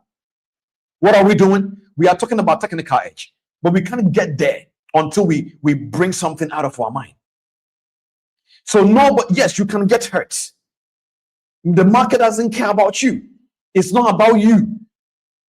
Yes. Thank you. It's okay. I'm going to go on. You are not being hunted or manipulated. That is not the concept. Let's remove that from our mind. The market makers right now, in this season we are in with the current technology, the market maker that is trading, they are also looking at that guy's P&L. That guy just wants to make money. He's not sitting down looking at where did you put your stop loss. No, but I will explain something to you for you to understand the concept regardless. Please, are you all with me? Okay, thank you. Today, I know why I'm asking the questions like that, so stay with me. Okay, let's continue now. So the market makers, people sometimes say they can see my stops, and so they are grabbing it. They hunt me. They take my money. The price reverses because I took the trade. No, that belief has been built in this entire communities. It is that belief system has created millions of subscribers to a community. It's all conspiracy theory. Not that what they are saying is not true, but it is not packaged well in the right context. People have built an entire strategies from that. Price is moving to find transactions. Ladies and gentlemen, transactions. Not Cliff Cheqona's trade. Transactions.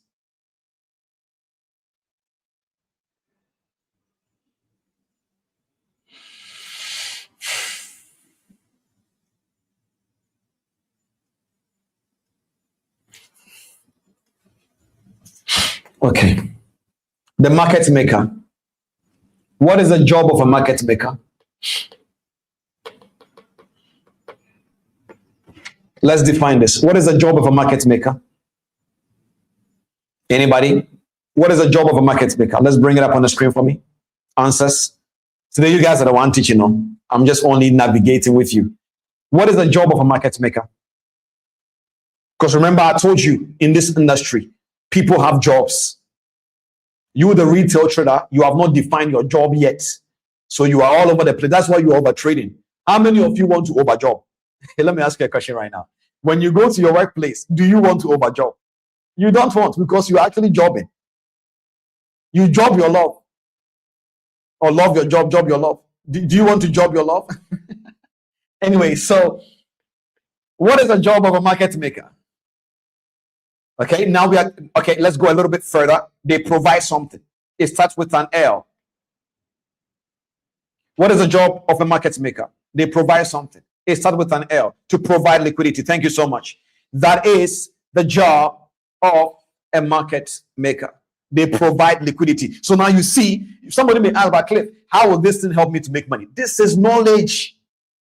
So now when you understand that the liquidity is being provided by the market maker, then you need to understand that there might be some certain things the market maker will then do for him to be able to keep on providing the service for his job. The market maker's job is to provide liquidity. So they manage a book across hundreds of symbols simultaneously. And that individual is being judged on their P&L. So they are also operating under a strict regulatory rules. You need to understand, they cannot hit stop others out. What I'm trying to basically say is that they cannot just wake up and say, I love these stop losses. Let me just go in there. They need to even be intelligently good enough to execute that without breaking rules.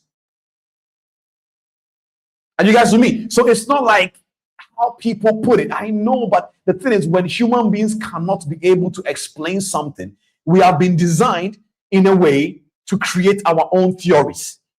Even though the truth may be close there, instead of we looking at the real truth, we try to create something that will let us sleep at night. It's just a reality. I love you, but if you come onto this masterclass and you start putting some things in the comment and say, Cliff, go away, Cliff, shut up, Cliff, the team will remove you. It is true, you can carry that scenario and go and say, Shells, remove me from the stream. You are right, but this stream is not a stream that targets retail traders and remove them.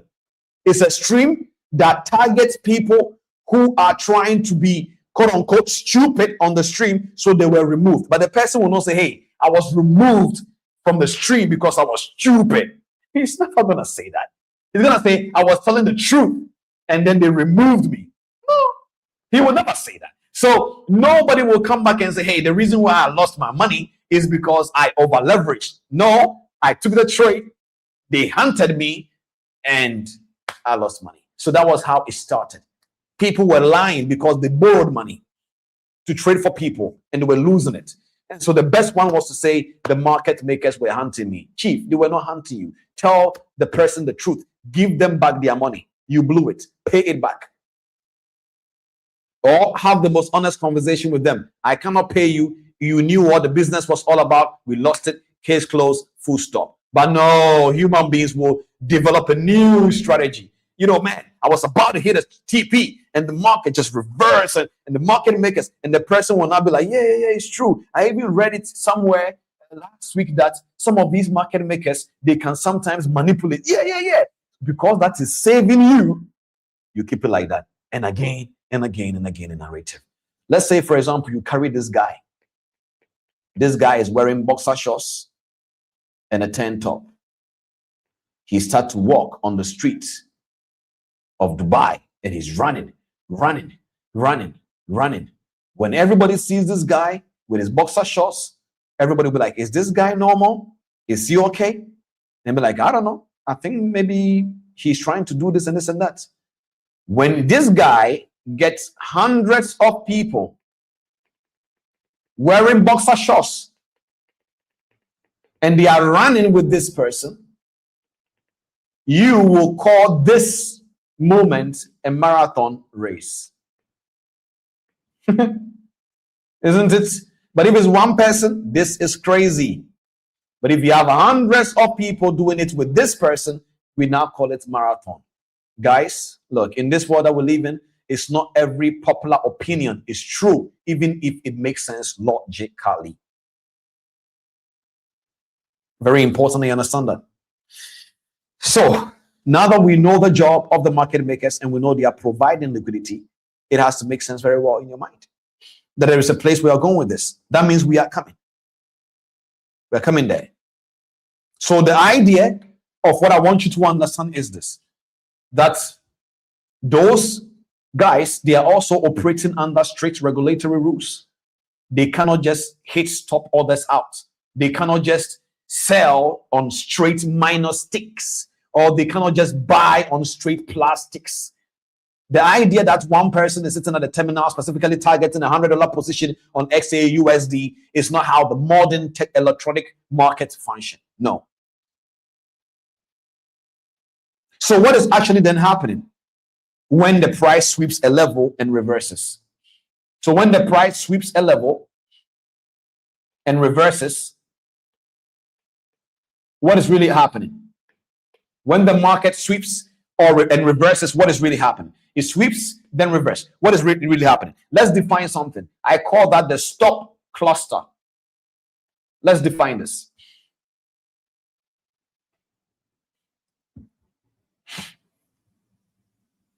A stop cluster. So basically, look, it's a business. Wherever you find a concentration of any business going somewhere, you want to be part of it. Anywhere that something is concentrated, people do pay attention. It's just as simple as that. Does that make sense? So, stop clusters. Let's define it. A concentration of pending orders. Stop clusters is a concentration of pending orders.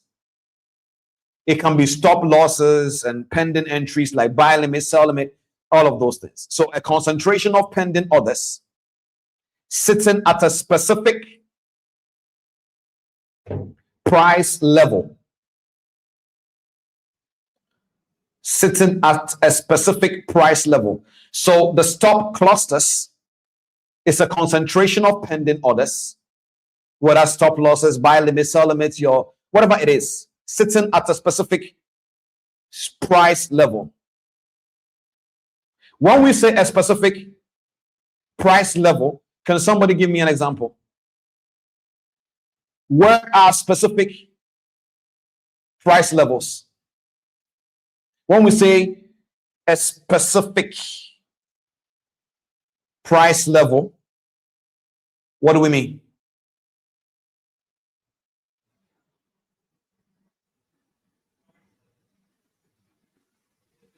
Like a typical specific price level. Can you give me an example? Can you comment in your chat for me, please? Someone, can you bring it up for me, if you don't mind? Round numbers. I'm talking about the level. Just give me a typical, level name. Yeah, psychological number is great, but I just need like a specific. Okay, yeah, you can call it about then the actual specific. I wanted it in a way. Okay, support and resistance, not bad, but then whether it is high. So if this is the support and this is the resistance, here is high, here is below. Yes, thank you. The whether recent highs and lows, right? So the high and lows, because that is where normally people put their stops, right? So they are very specific. They are very specific. Recent, whether high or below, or recent, low, high, it doesn't matter. So when the price now moves, can we bring my screen up a little bit? When the price now moves into those areas, what that happens is that it moves into what we call the stop cluster.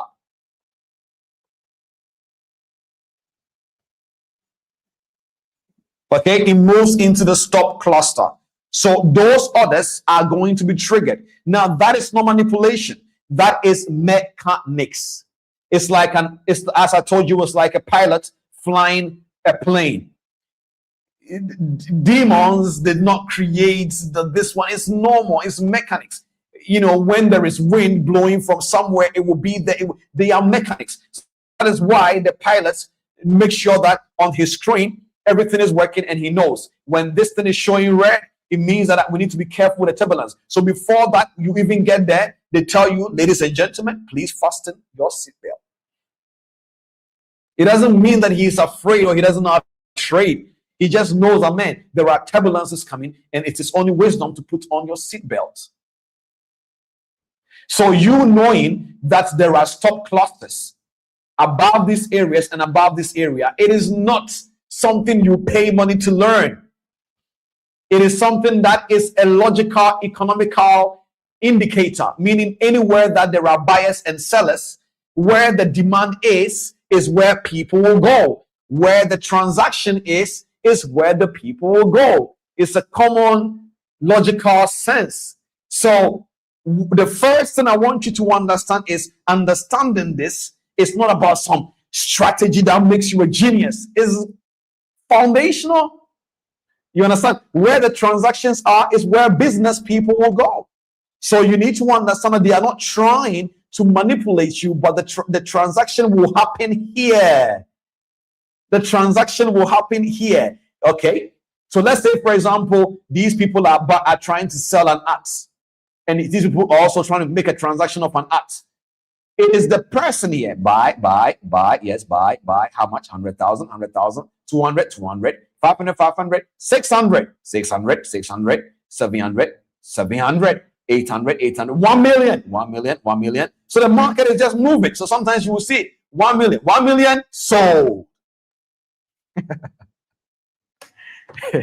Ladies and gentlemen, if you are getting the concept now, drop some ones in the chat. I am just, you guys know me. I said anytime that I laugh, it means there is a knowledge that has hit somebody. They have understood something. I know somebody have understood something now. You understood this before, but you will now have the conviction. So now you will not go into the market and say, oh my God, they manipulated me. They are trying to take my money. No, 100, 200, 200, 300. So if it is gold, 4,280, 4,281, 4,252. Oh, 500, 5,000, 5,000, 5,000, 5,000 going once. That is it. Are you guys learning?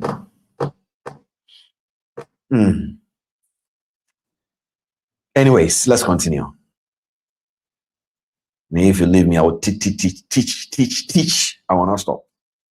God, give me the grace to finish early today because we have Q&A. We're almost done, okay?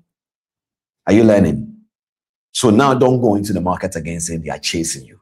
Oh, nah. Your money is too small. You don't even have a buying power. You know, you don't have a buying power. If it's because of the people that are using stop losses in the range of $10 million, $20 million that you adore so much, don't let that trick you. It's not true. It's not true. They are not chasing. You're not being manipulated. However, there are other, in every industry, it's common sense. In every industry, there are bad practices. It's perfectly normal. There are people, like there are brokerages that will not, they will cheat to make sure that, you know, certain things happen. But you need to understand from a structural point, the industry is an industry. What about football? There is a whole entire documentary on how there are certain companies that knows how to manipulate footballers to sell their game. Is that true? All the football lovers, where are you? Is that true, guys? That there are companies that actually, just be honest with me. Comment. Someone bring it up. Let me see. Do you know that there are companies that can actually manipulate other players to sell their game so that they will intentionally lose the football match? Is that true? It is there. But is that right? When they get them, won't they penalize the people that did that? But some people still find a way to do it. So there are unethical practices in every industry. But if we are talking about the legal structure of the industry, the Football Association does not allow that. So the same way there are monetary policy institutions that will not allow people to be able to abuse this industry. However, there is always a way. It's perfectly normal in every industry. But I don't want you to go into the market saying that you are being manipulated. Transactions are happening wherever the transaction favors. Because remember, these market makers, they want to move huge amount of money. Huge amount of money. They want to make more money. So, and they cannot just move the amount of money just like that. It has to be on a system. Are you guys understanding this now? So when you believe the market is hunting you, personally, you will make decisions from a place of paranoia instead of understanding. So you will now start fighting the market instead of reading it. You will look for manipulation areas instead of mechanics. And you never will solve any problem because your edge, your risk management, and your execution is under attack because of that mindset. So I want you to write this down. The market is not my enemy. My misunderstanding of it is. The market, I'm writing it down now. The market is not my enemy.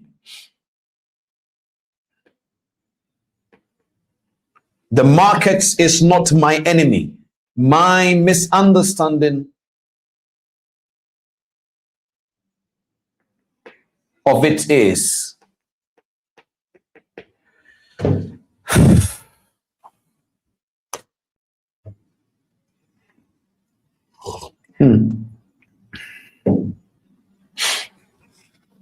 My misunderstanding of it is.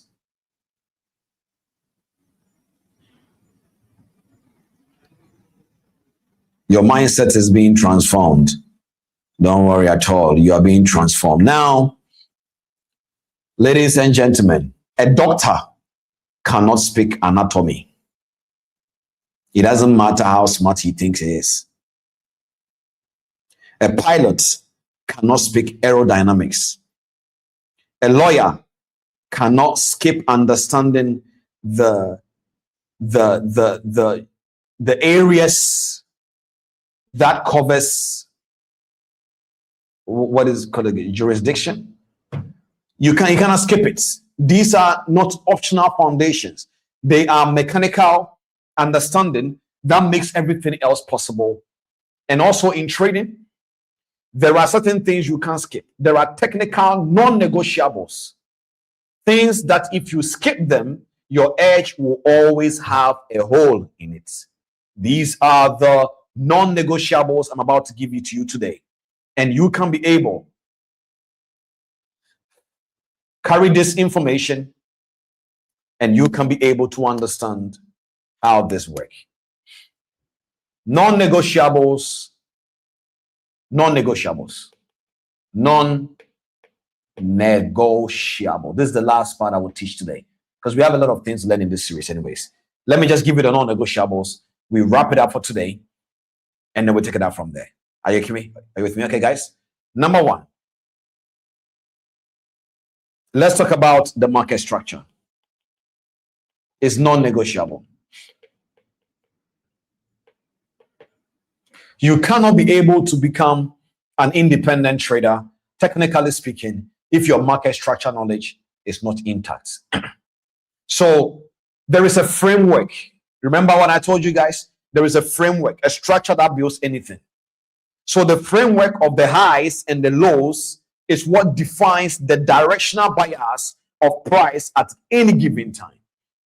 Basically, the market structure, quote unquote, is the skeleton of the markets. The market structure is the skeleton of the markets. This one I didn't spell market. I spelled Makut. Handwriting, Cliff.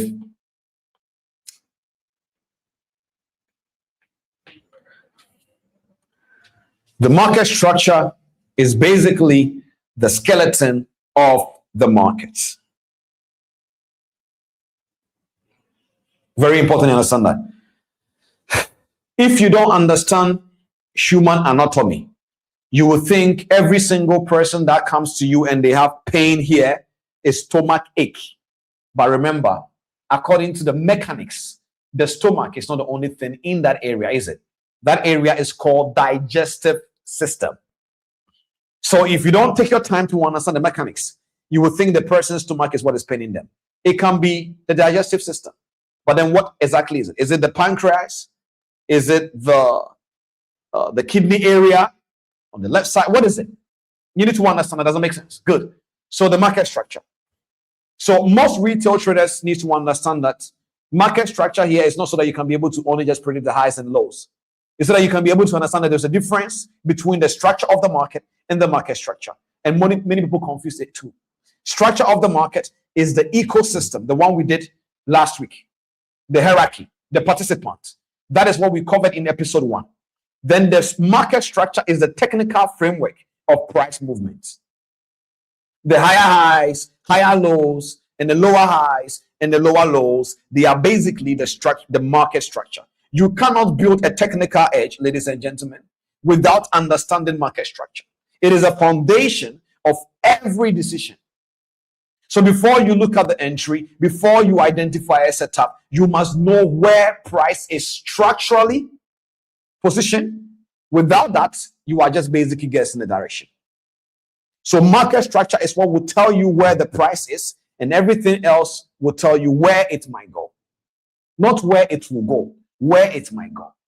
And many people, I tell people all the time, the market does not move up and down.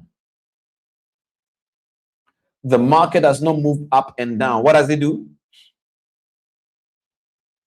The market does not move up and down. I'm giving you guys convictions, or you need to be able to understand this. The market does not move up and down. It does what? Put in a comment. The market does not move up and down. How does it move? You need to understand the structure of the market. It doesn't move up and down. What does it do? It moves what? To you. Mechanically speaking, how does the market move? I want you to redefine this sentence for me. It moves up. It doesn't move up and down. How does it move? How does it move? Anyone? How does it move? Bring it up on the screen for me. Waves. You're going too far. Yes, yes, you know people have learned a lot. Say waves. I love that. Waves. Elliot Wave Kings. Okay. In cycles, no. Don't worry. You know me, I'm a simple guy. When I ask you a question, don't be too quick to try to be, to go ahead of me. Just stay with me. So the market doesn't move up and down. I just want to clean this. Let's just clean this. Let's clean this. It doesn't move up and down. It moves up or down. Thank you. The market moves up or down. There you go. The market doesn't move up and down. When you see the market moving up and down, that is what makes you buy, sell, because you think you're missing out. Buy, sell, buy, sell. The market moves up or down. If it's going up, it's going up. If it's coming down, it's coming down. If it's heads, it's heads. If it's tails, it's tails. It's either tails or heads. It's not heads and tails. So when they're asking you, be like heads or tails, up or down. Are you guys with me? Good. So this is a bonus. This is a bonus tip. A bonus tip. So I just it is not part of what we are learning. I just wanted to bring this in. So the market moves up or down, not up and down. If you do up and down, your mind should it's going up. Let me catch it. It's coming down. Let me catch it. It's going up. Let me catch it. No, when you have an edge, you need to be able to know how to stick to an area of position and then flow with the market structure. Are you with me? Good. Now, non-negotiable number one, market structure. Number two, time frame confluence. This is a big one. Cliff, which one should I trade?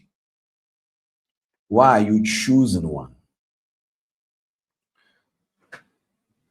You need to understand time frame confluence. So the market structure tells you where the price is. Everything else tells you where it might go. After you have been able to understand the market structure, so by this alone, you can now pray, Father, in the name of Jesus, every market structure videos. If you don't have a personal mentor, every market structure videos on YouTube, that is the right one, Father, lead me to it. So now you will gather the market structure, proper market structure video. Then you will learn the market structure. But the only issue is when you are learning now, don't learn as a borrowed opinion. Understand the market structure in the mechanical way. So that even if you go anywhere, it will help you to understand the market structure. Are you with me? The next thing is time frame confluence. What is a time frame confluence? Please write it down. It is the alignment of market structure and bias. I say I'm giving definitions now. It will contradict some of you guys, you understand it, but don't fight it. Sit down with it, learn it. If it is not true, throw mine away. If you see that it is making sense, just add it to what you have and align it. That's all. Time frame confluence, what is it? It is basically the alignments. Guys, this week has been a very busy week for TP family. So I really, really am grateful to God that I even have energy today, because this week was very tough. Sincerely speaking, I love teaching and I normally don't get tired. But today, I said, God, I need strength. Because this week has been very tough, but we'll finish this episode. Don't worry about it. And then we'll take some questions and we'll wrap up. Okay. Time frame confluence. So number one, the alignment of market structure. So this is my definition to time frame confluence. The alignment of the market structure you are learning here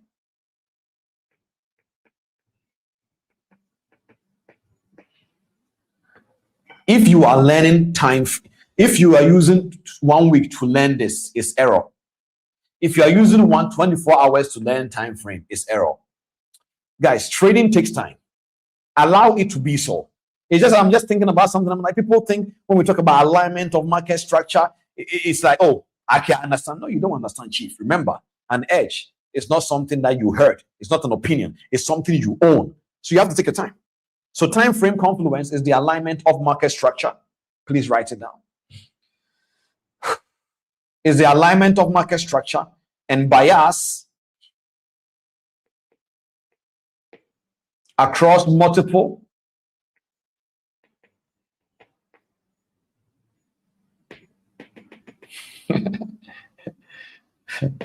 across multiple. Anyway, so time frame confluence is the alignment. If you see me mention anything which is off key today, forgive me. Okay, my brain is just twitching. Anyway, so time frame confluence is the alignment of market structure and bias across multiple time frames. Multiple time frames. The purpose is to confirm, number one. The purpose is to confirm, number one, the direction and validity. When we say validity, we are simply saying if something is still valid. So if you pick up, I know you know the English. I'm just making sure it makes sense. Anyway, if something is valid, yeah, the validity. So the direction and the validity of a trade setup.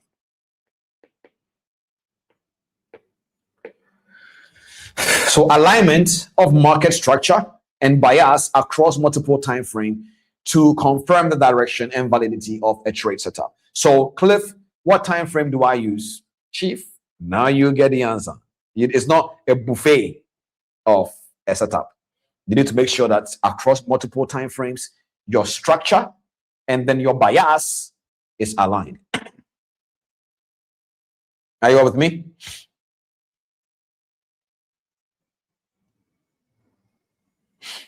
So an entry time frame can be different from a bias time frame and a structure time frame. So your entry time frame, the one that is making you pick up the trace, does not tell the whole story. It only tells you where to get in. That's it. So you can't base on your entry time frame to conclude and say, I understand time frame confluence. So time frame confluence is a topic.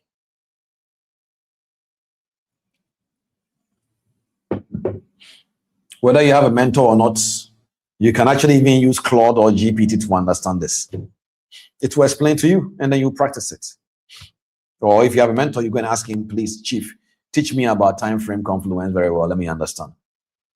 Number 3. After you've been able to understand the market structure and the time frame confluence, the next thing is you need to be able to understand the difference between a concept and a strategy.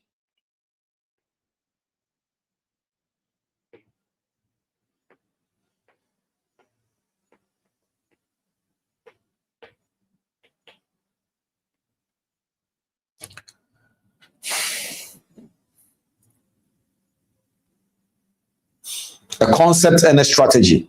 We have learned it here before, that a concept is a principle that helps you to understand how the market behaves. It explains the structure and the mechanics. A strategy is a specific, repeatable set of rules, that tells you when to enter, and then also how much to risk. So examples will be things like if the person is swinging using a concept from SMC, intraday using a concept from ICT, scalping using a concept as pure price action. So that's where you would normally find the strategy structured that way. So a concept explains the market. The strategy, basically the principle, the principle explains the concept of the market, but then the strategy uses the concept you have understood together with your predefined rules and every single thing to know how to be able to tell yourself how to do it. So you need both. You need both the principle as a concept and strategy as a concept. You need to know which one you are using at any given time. So if gold is dropping massively, I'll give you an example right now, the principles. Let me ask you a question. Let's say, for example, the Iran war, somehow something influenced it, and then the gold start dropping mightily. That is not a strategy concept. That is a principle concept. You know that every single time there is war, gold is a safe haven. That is a market knowledge concept.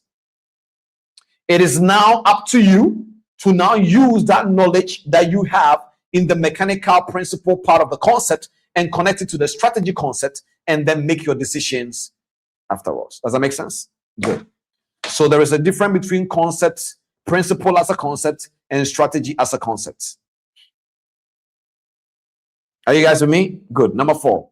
So know what we are talking about. These are the non-negotiables you need to study: market structure, time frame confluence, and then the difference between the principles as a concept and strategy as a concept. This is what will help you to be able to adjust and adapt in the market conditions.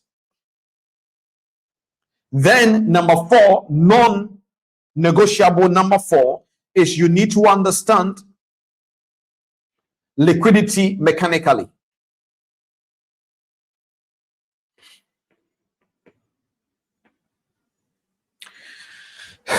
You need to understand liquidity mechanically, not as a conspiracy. We have already cleared that, as a mechanic.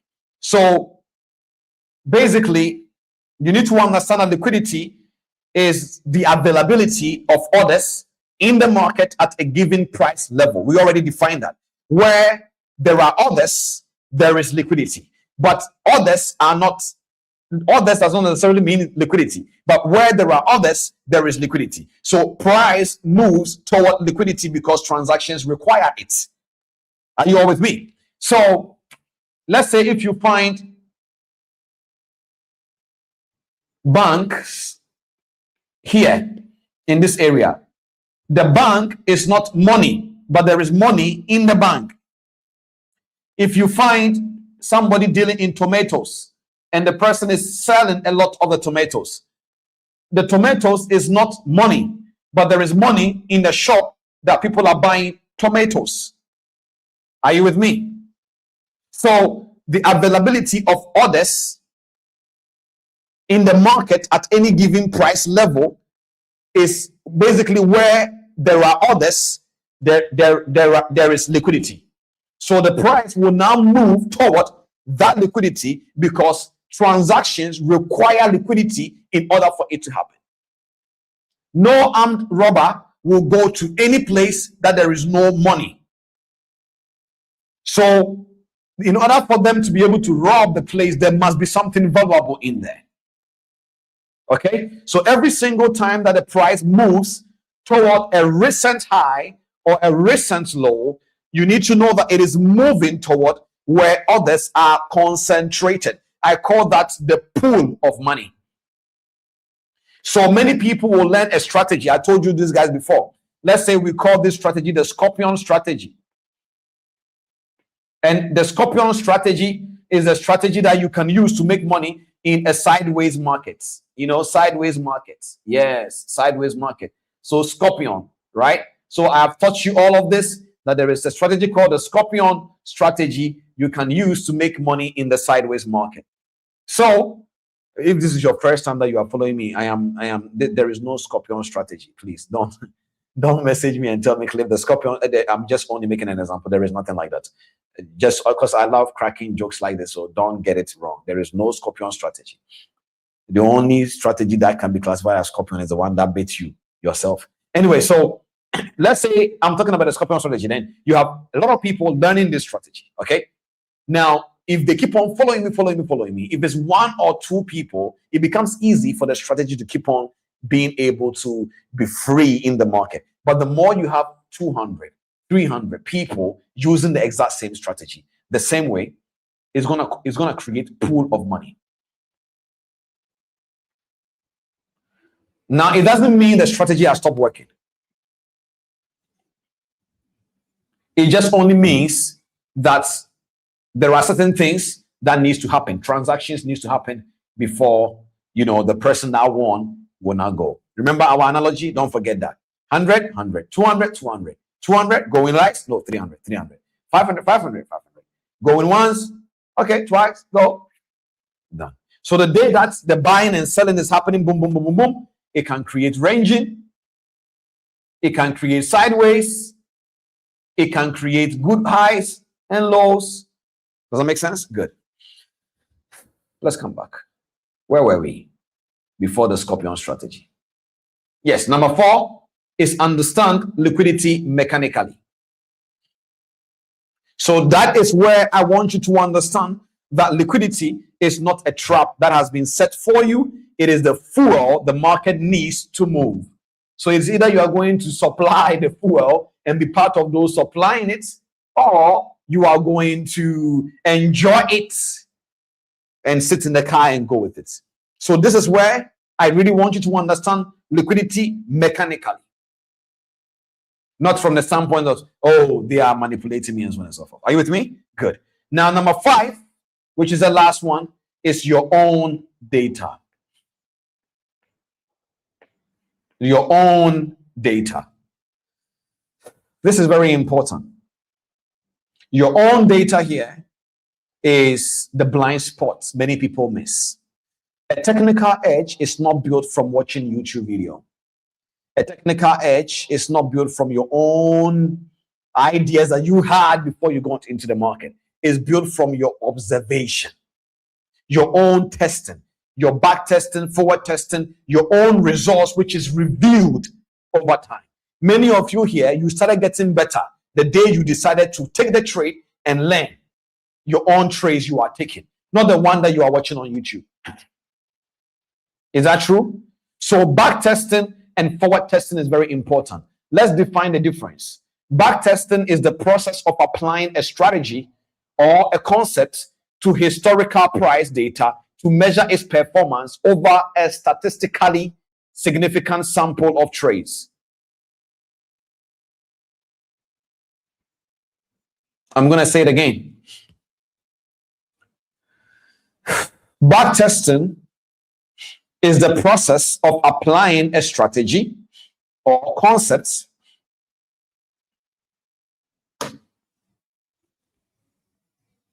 Backtesting is the process of applying a strategy or a concept to a historical price data.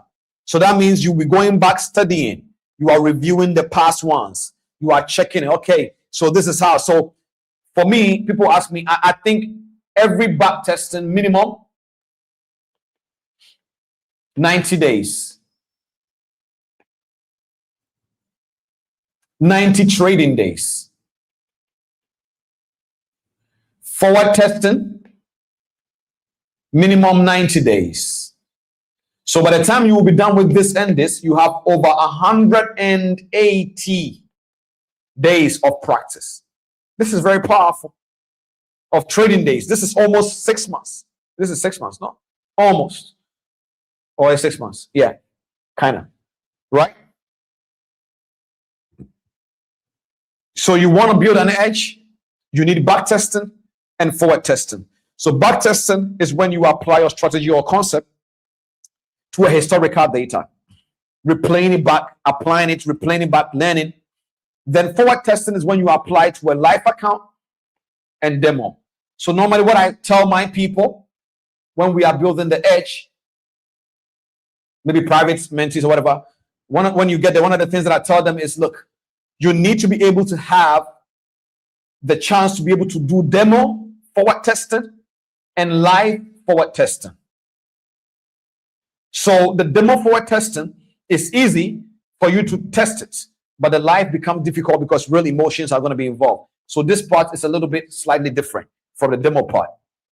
So many people have done the demo testing, but they didn't do live forward testing. So the demo, they made money. The live, instead of them learning from their live interaction and reactions, they go like, ever since I started live, I'm losing money. No, the learning has not finished yet. You are still building your data. So the demo can give you 95% winning ratio. Don't trust it yet. By the time you'll be done with the live, it will probably drop to 75% winning ratio. But many people still want this in the live instead of getting sure to understand if it's 75 repeatable, defensible, and if it's yours, you are becoming an independent trader. This is how you build a technical edge. There are non-negotiables you need to learn. Number 1, market structure. Number 2, the time frame confluence. Number 3, the difference between a concept and a strategy. Number 4, understanding liquidity mechanically. And number 5, you need to own your edge, your data. The data must be yours. And what did I tell you? There is back testing and there is forward testing. Back testing is easy. Play the historical data, apply the concept. Forward testing, divide it into 2. You can give yourself, even if you are serious, you can do 90 days here and do 90 days here. Many people have 90 days of demo, but you don't have 90 days of life. But the life, you want it to be what will make you the money you made in the demo. But little do you know that your life, your demo can be 95% winning ratio. By the time you'll be done, you have 75. This is it. This is what will become repeatable, defensible, and then this one will become yours. This is how you build your technical edge. So a technical edge is not a strategy that you copied. It is not a concept you learn from YouTube channel. It is not a pattern you recognize. It is a technical edge that is repeatable, defensible, data-backed understanding of how the market moves mechanically. And a specific system that is built from your own observation that allows you to participate in the movement with consistency. And by the end of this series, you will have the framework that builds that. So today, ladies and gentlemen, I wanted to show you the framework of how technical edge truly can be built. So you are here watching me.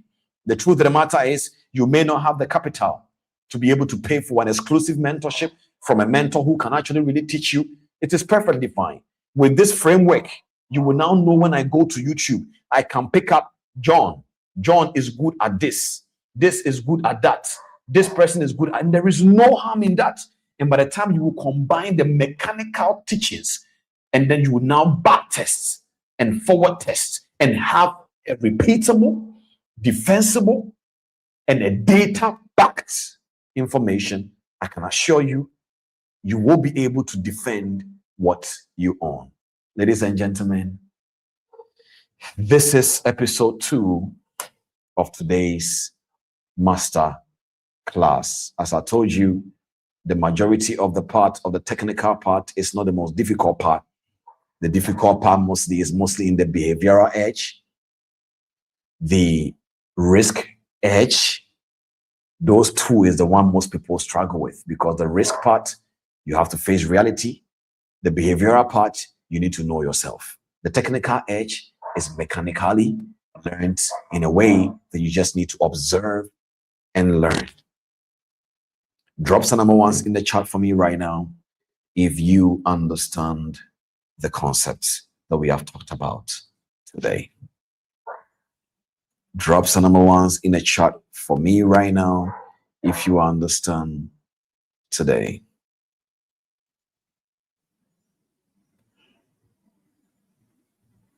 If you have understood everything we learned today, drop some number ones in the chat.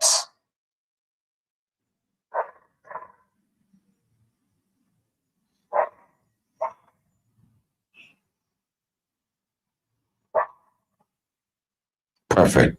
Solomon, bring something up on the screen. Let me see if people are getting this concept. Did you guys learn something today? Very important that you understand this. This is how it works. So many people, you have been learning, but the only thing that is left, you have even done back testing. What is currently left right now for you is forward testing. The forward testing is possible. You have done demo, but it's left with live forward testing. And by the time that you'll be done with your live forward testing, your percentage can reduce, not because anything changed, but the live, real emotions is connected to it. And when real emotion is connected to it, it's becoming real now. Are you with me? Good. All right then. If we understand every single thing that we have said right now, today we're going to be going into our Q&A session. We will be back in the next couple of few seconds. We will take some of the questions from the comments, but today I found out that we have an incredible individuals that are going to join me in the stream, and they're going to be asking their questions, and I'll be giving them live consultation here so you guys can enjoy. So don't go anywhere. That will be the last segment of the day, which is a Q&A. You are probably going to learn a lot. You can get a chance to ask me questions that confuse you even in this masterclass. So with that all being said, let's go for a short break, come back, and then we go straight into the Q&A segment.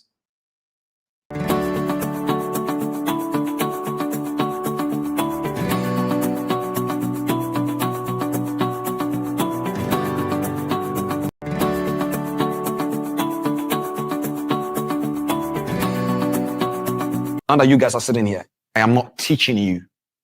You are using me to learn you, because psychology is not what I teach you. It's what you learn about you. As a trader, your mindset plays an important role. Because when your brain is exhausted, your emotions will spike. If your emotions spike, your decisions will swift. It's a law. In trading, the person that is able to say I'm wrong quickly is the one that makes the money. I'm wrong. Cut it. Don't even think twice. Cut it. But you see, that is where those 4 guys that I explained to you, the dopamine guy and then the amygdala guy, you need to shut them down immediately. And how do you do that? You don't beat a thought by thinking. If you think with these guys, you will fail. When you don't counterattack thoughts that has grown in your mind, it will become your behavior. Why? Because behavior is a belief system. Consistency comes from a system, not from a feeling. Consistency comes from a structure, not from a feeling. And so if you trade because you are broke and you need to make money, you won't make money. You have to put all feelings, all desires, all expectations aside and stick to the system. You see, the you that you make the public think you are is not the one behind the strategy. The you that you make Cliff think you are is not the one behind the strategy. It is the you that nobody knows, the one that if in case we were putting a secret camera on you, we will be surprised. Do you know why? Because that you is everything opposite to who a trader is meant to be. There is something in your brain called neural pathways. And when it goes through a process that changes your wiring, it's called neuroplasticity. That means the weak you can become strong again. And you see, the only way you can rewire your mind is what goes in, not what you ignore. The more you get something in, the more something leave. And the more something leave, the more you become. If you pick up a book and you are reading, the more books you pick up and read, the more ignorance leaves your body and your mind. Your brain is like a baby. You need to train it. So you are a failure. I am not a failure. Maybe right now I'm not getting the results I'm looking for, but I am not a failure. When you speak, it contradicts what your brain is doing. You have been watching social media, addicted to it for 5 years, and you think that mind can trade easily? No, chief. It's not easy. You are going to make it, but you are going to have to understand that these things will hijack you. Wherever you are right now.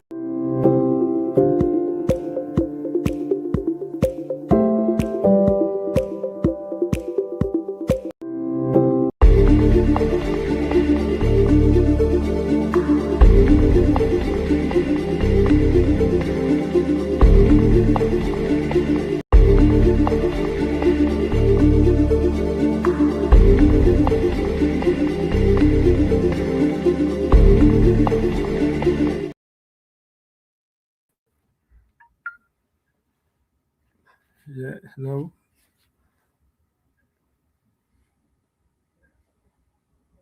I can't. Sorry, I can't hear you. Hello? Can you guys hear me now? Yes. Okay, perfect. So thank you for joining me in this room. It's gonna be a beautiful time. But let me explain something. Someone bring just me. Let me talk to the TV family members quickly before we bring Emmanuel back on the screen. Okay. So the first thing you guys need to understand, if this is your first time, we do take time for Q&A sessions at the last Saturday of every single month. Okay. The purpose of that is because during the stream on YouTube, it is very difficult for us to be able to answer every single person question. So what you need to do is, if you want to join in the room with me, or with us the next Saturday, the last Saturday of the last month in May, you could fill a form. I think the team will provide it in the WhatsApp channel. So if you're not there, you can join.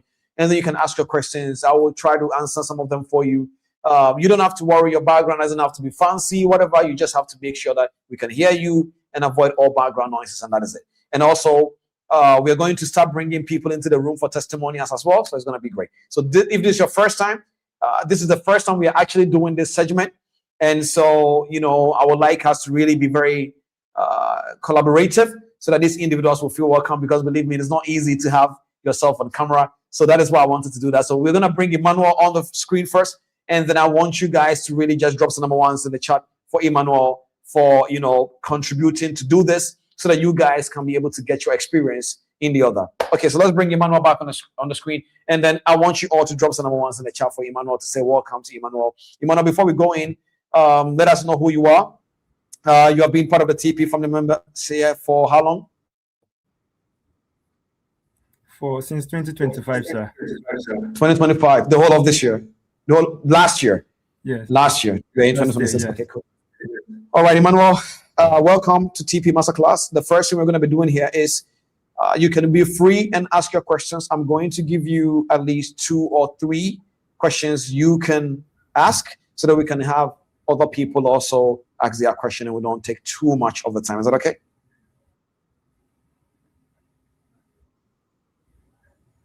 Can you hear me? Emmanuel, can you hear me? Okay, sir. Thank you. Can you hear me? Can you hear me? Okay, sir. Can you guys hear Emmanuel? Yes, I can hear you. Okay, perfect. Let's go with your first question. Yes, I can hear you. Let's go with your first question. Talk to me. Okay. Well, all right. Thank you very much, sir, for this opportunity. Actually, I'm really happy to be here. Actually, I'm really happy. God bless you, sir. God bless you. No, thank you for coming as well. Thank you So, for coming. Number one is, right. So I've been battling with this pressure career identity because Okay. especially as an African, being the first child in the house, so there's a lot expected of you. So this has made and affected me, tremendously. I've blown on account back to back, and I couldn't even save as supposed all through the year 2025. So you were talking about this pressure identity. I think the last main classes we had, that was I think yesterday, right? It was Yes. as if you were talking to me. I was delivered actually, really delivered. So it has affected me so badly. So I don't know, sir. Please, sir, due to this position I occupy in the family, what can I do actually to adjust this and build my trading career again? Because I've not been trading anymore. I just dropped trading for more, trying to fix all of this before I can even go back to trading again. So I don't know, sir. What should I do? Please, I I need your understand your advice. question very well. I understand your question. Can we bring up my screen up again? Let me share something. You can still keep Emmanuel there, but I want us to bring my screen on so that I can write something and share. Emmanuel, I want you to look at something here. Pressure carrier is what you said you carry right now because you are the firstborn. Yeah? Yes, sir. That is what you said? Okay. Yes, there is a yeah. Well, where is your, sorry for me to ask this question, but, are your parents still alive? Do you have your folks still alive completely? Yes. Okay. So Yes, they are alive, but out of the whole thing, it's more of like by privilege. I'm in a position that I could, get something that I had to even look for an extra job, but like in the position by privilege of God to actually occupy a place that something is coming in out of it. okay, So I understand. that's No, it. I understand. I understand very well. I understand very well. The issue of pressure, I explained this to you guys on the TP men call that pressure is normal. But pressure that is mismanaged is what creates stress. Does that make sense? The pressure that is mismanaged is what creates stress. So what that simply means is that how many of you right now here listening to the question that Emmanuel asks can relate to this? That there are days you would tell yourself, I'm going to follow my trading plan. And then while you are following your trading plan, you will find yourself breaking your rules, not because you are bad, but because at the end of the day, you found yourself trying to do magic and make more money so that you can take care of the family. Now, this is sad and this is real at the same time that the only thing that solved this is not a magic wand. What solved this? And I've told people all the time, the first thing you have to do is to communicate. I've said this all the time. The first thing to do, if you are somebody that you have money pressure on you or any form of responsibility pressure, is communicate. Because there are people, they love the idea of the family seeing them as the breadwinner. Subconsciously, it's there. It makes you feel like, a responsible man. So sometimes it starts innocently like that. Before you can realize, you are getting stuck and you are struggling, and then you are expecting them to know that things are hard. But you need to communicate and tell them, look, I genuinely really want to be there for the family, and I will keep on being there for the family.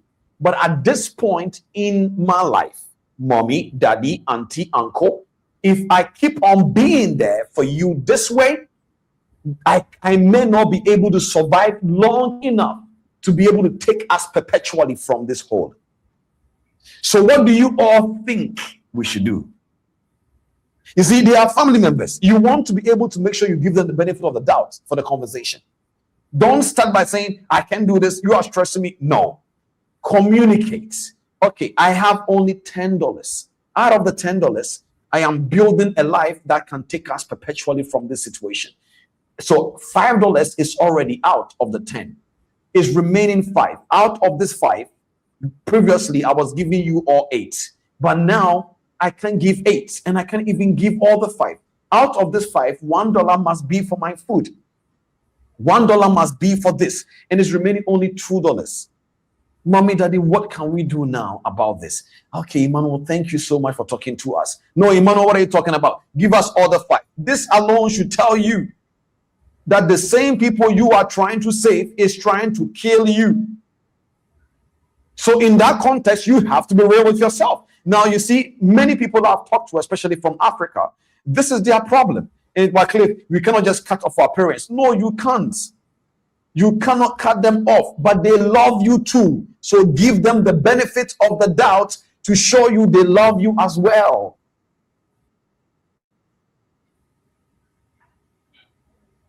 Are you guys understand what, Emmanuel, you understand what I'm saying? You need to give them the chance to show you they love you. If you have not communicated with them, you wouldn't know what they will say. Until you know what they will say, you will only assume they will not understand. You'll be surprised. Communication is really key. It's really key. I really hope that this helps. So with your situation, instead of we trying to see if we can get a new strategy, whatever, already what is working, the first we got to get is communication. Talk to them. Be honest with them. The first thing that I would say, be honest. Just talk to them. Tell them what you have, what you can do, and what you cannot do. As simple as ABCD. After you have been able to have this conversation with them, now logically you will be able to pick up the keys of the things they said and know, okay, this thing carry wisdom. This one is this. This one I can do. Then you can be honest with them from there. That is the first thing I will say. Is anybody getting this clearly? If anybody is understanding this, drop some comments in the chat, let me know. But Emmanuel, do you get it? If this clears something up for you, and I can assure you, when you do communicate with them, can you let me know you did it? The team will give you the email at the back office. Please communicate with them and tell me what happens. I really want to know how the communication goes. I am so behind the stream. Take the email from the team and then let me, because sometimes, guys, you need to do something. Execution is key. So in this context, you can't do much. Remember, I said something that saviors die. Saviors die. If you are trying to be a savior in your family, you could die. But be a responsible first child. If not, what is going to happen is that you will carry this same pattern. And 5 years, 10 years later, your children will be asking somebody else on another masterclass like this. That is a reality. Anyways, next question. So basically, thank you very much, sir. This really hits me a lot. Like, it hits me. Thank you very much. I really appreciate for. You're welcome. Go have the conversation with them. Have the conversation with them. Go have the conversation with them. Don't assume they will not understand. Don't assume they don't love you to the point where they want you to kill yourself for them. That is not what it is. It's communication. Don't pretend you have made it. You are a young person building your life. It is okay to be in the process. But while you are in the process, you also want to be a responsible son. Therefore, this is what I can do for now. And this is what I cannot do. So what do we do? Because we are family. Simple. I don't know the context of the whole entire family. I don't know how old your parents are. I don't know how it looks like. But the reality is, sometimes may we give them the opportunity. They can give us some wisdom. They are our parents. They love you. They can tell you something. I didn't even think about it this way, mommy. Thank you so much. Sometimes it can be a prayer. Emmanuel, I pray for you that the way you have talked to us today, may God even honor you. And before you realize, that prayer is leading you somewhere else. But it's all about doing something and executing. All right.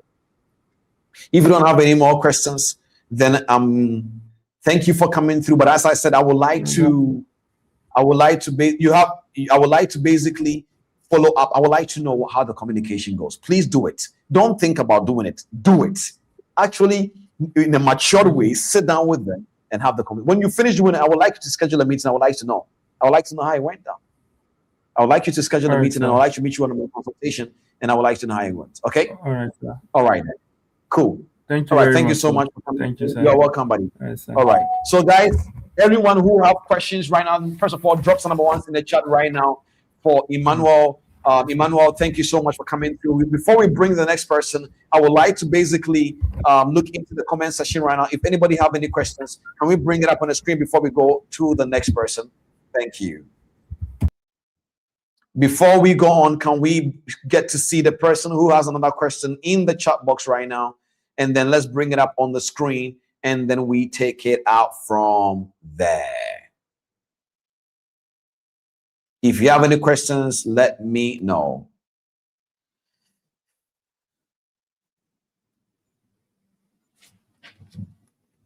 We can bring it up on the screen and we'll take it out from there.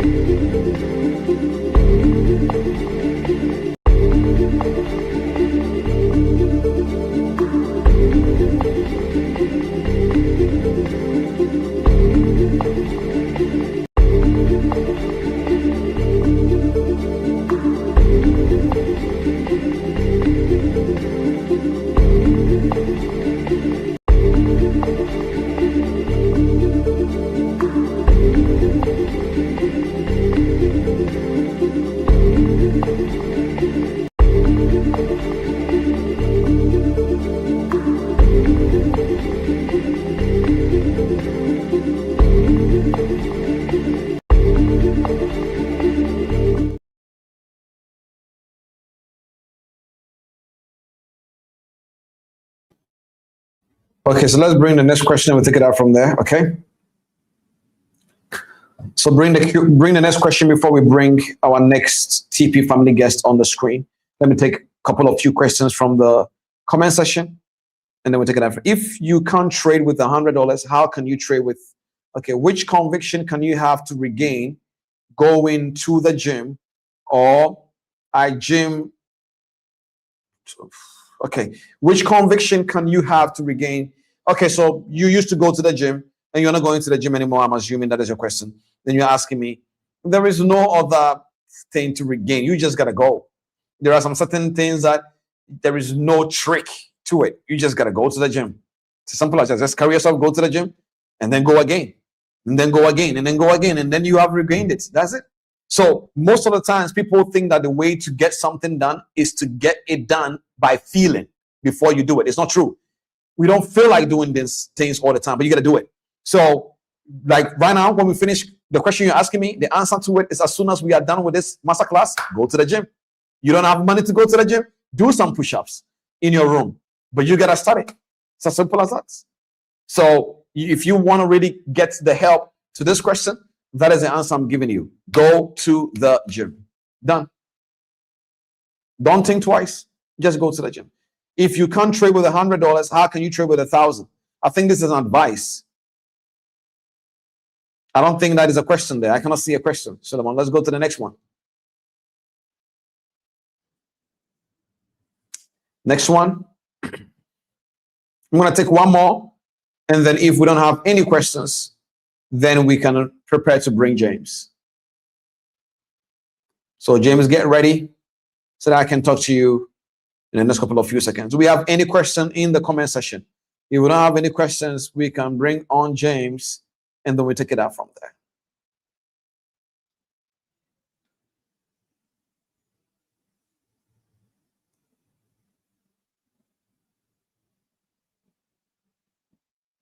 Any questions from the comment section?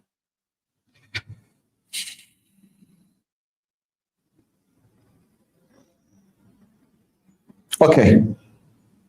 Why is managing emotions so difficult for majority? So managing emotions is difficult because the job, I'll give an example to let you understand this. Bring my screen up on the screen. Let me explain something. So this is emotions here. When people say managing my emotions, they are difficult. What they are basically trying to say is, how can I still be able to see this person I love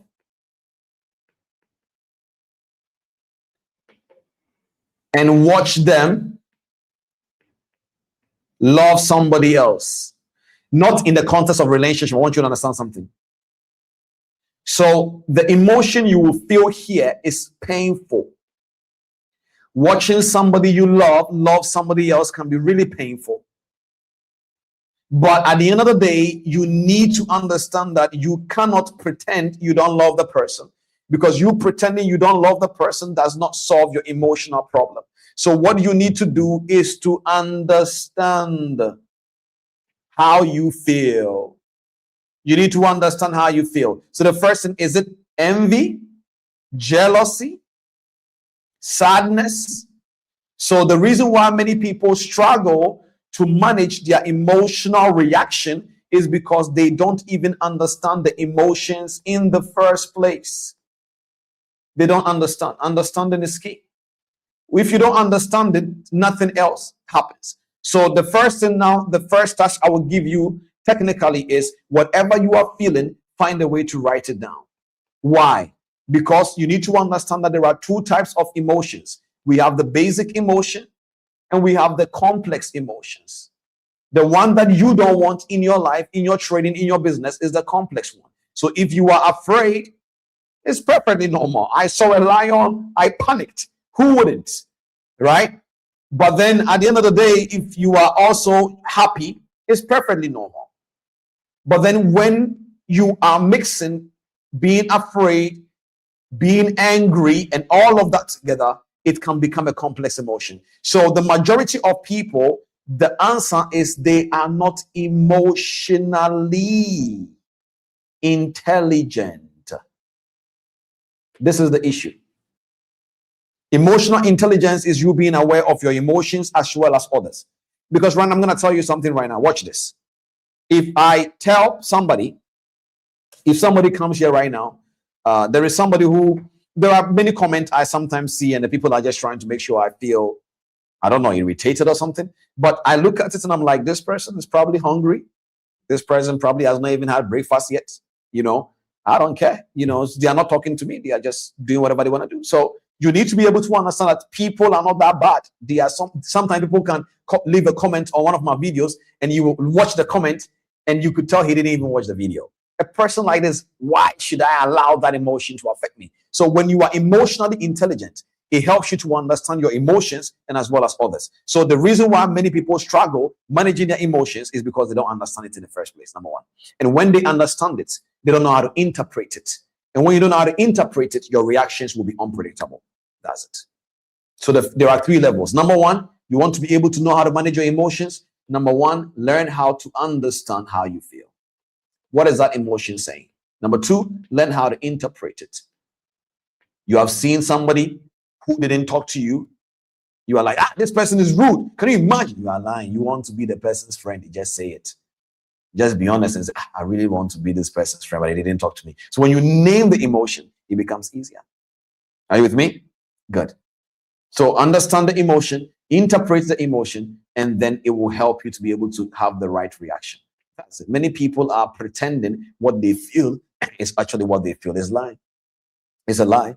What they actually feel is opposite what they actually feel. But instead of them being honest, they tell themselves something that they want to hear. That is a problem. Anyways, we're going to take another person from the room. Solomon, who's coming next? And then we take it out from there. I will come back to the comment section. After the stage 3, the track record phase and passing prop firms for scaling, how does one manage the bigger scaled accounts, psychological, especially when one has built risk managing with a fixed lot? I like that you added that concept, because watch me. If let's say your risk to reward ratio is, let's say, 1:2, that means if you made $100, that means monetary wise, we are expecting you, I'm talking about money here. Money wise, we are expecting you to risk 50. That is what literally this means. If you made $100 and your risk reward ratio is 1:2, that means you risk $50. That means if all you had was $100 in your account, you risk 50%. Now, what this simply means is that if your risk reward ratio is always going to be 1:2, then you need to be able to understand, in order for you to make $1,000, chief, you're going to be ready to have to lose $500. And in order for you to be able to make $10,000, then you have to be ready to lose $5,000. I'm using 1:2 in terms of monetary here so that you understand the concept. When you understand it this way, it starts to make you realize that being ready to lose the money is a way to scale the money. You need to understand that. If you're not ready to lose what you have, it's a numbers game. If you cannot risk and you cannot lose, then you cannot trade it. So psychologically, you need to start preparing yourself for the amount, the possibility of you losing that amount before you actually take the risk of it. Don't give yourself false hope and say, I want to make 10,000 and I understand that I can lose 5K, but I am not. Don't pretend and say, I'm ready to lose the 5K, and you lose the 5K and you're like, how did I lose the 5K? So psychologically, you need to know your risk tolerance. We call that your risk tolerance.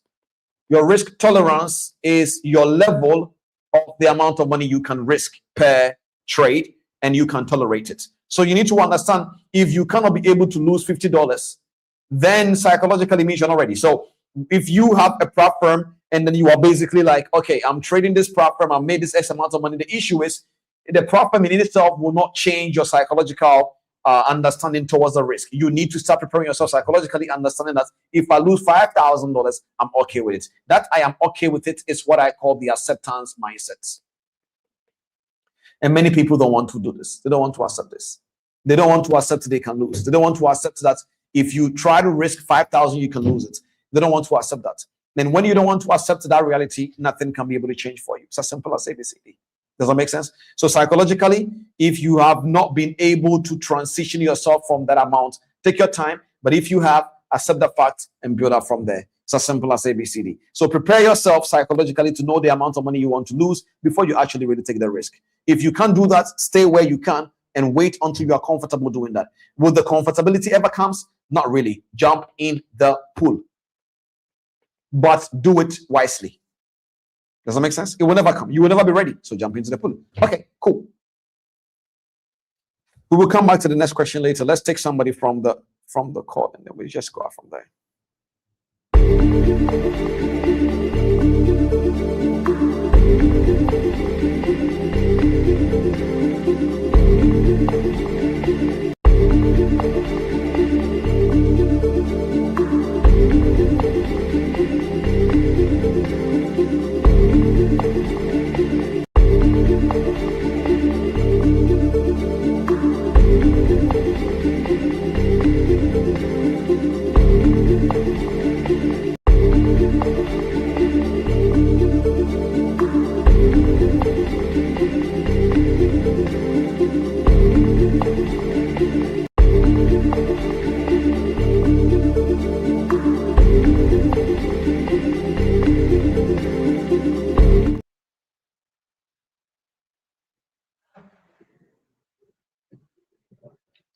Good evening, sir.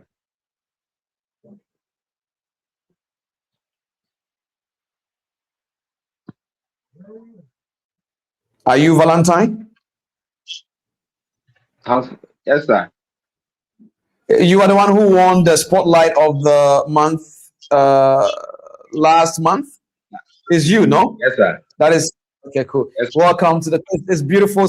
Actually, you deserve this spotlight as well. First of all, thank you so much for being a consistent TP family member. You're commenting, you're supporting, you're watching, you're learning. Thank you. All right. Really, God thank bless you, you. sir. Okay, the floor is yours. What is your question that you have for me today?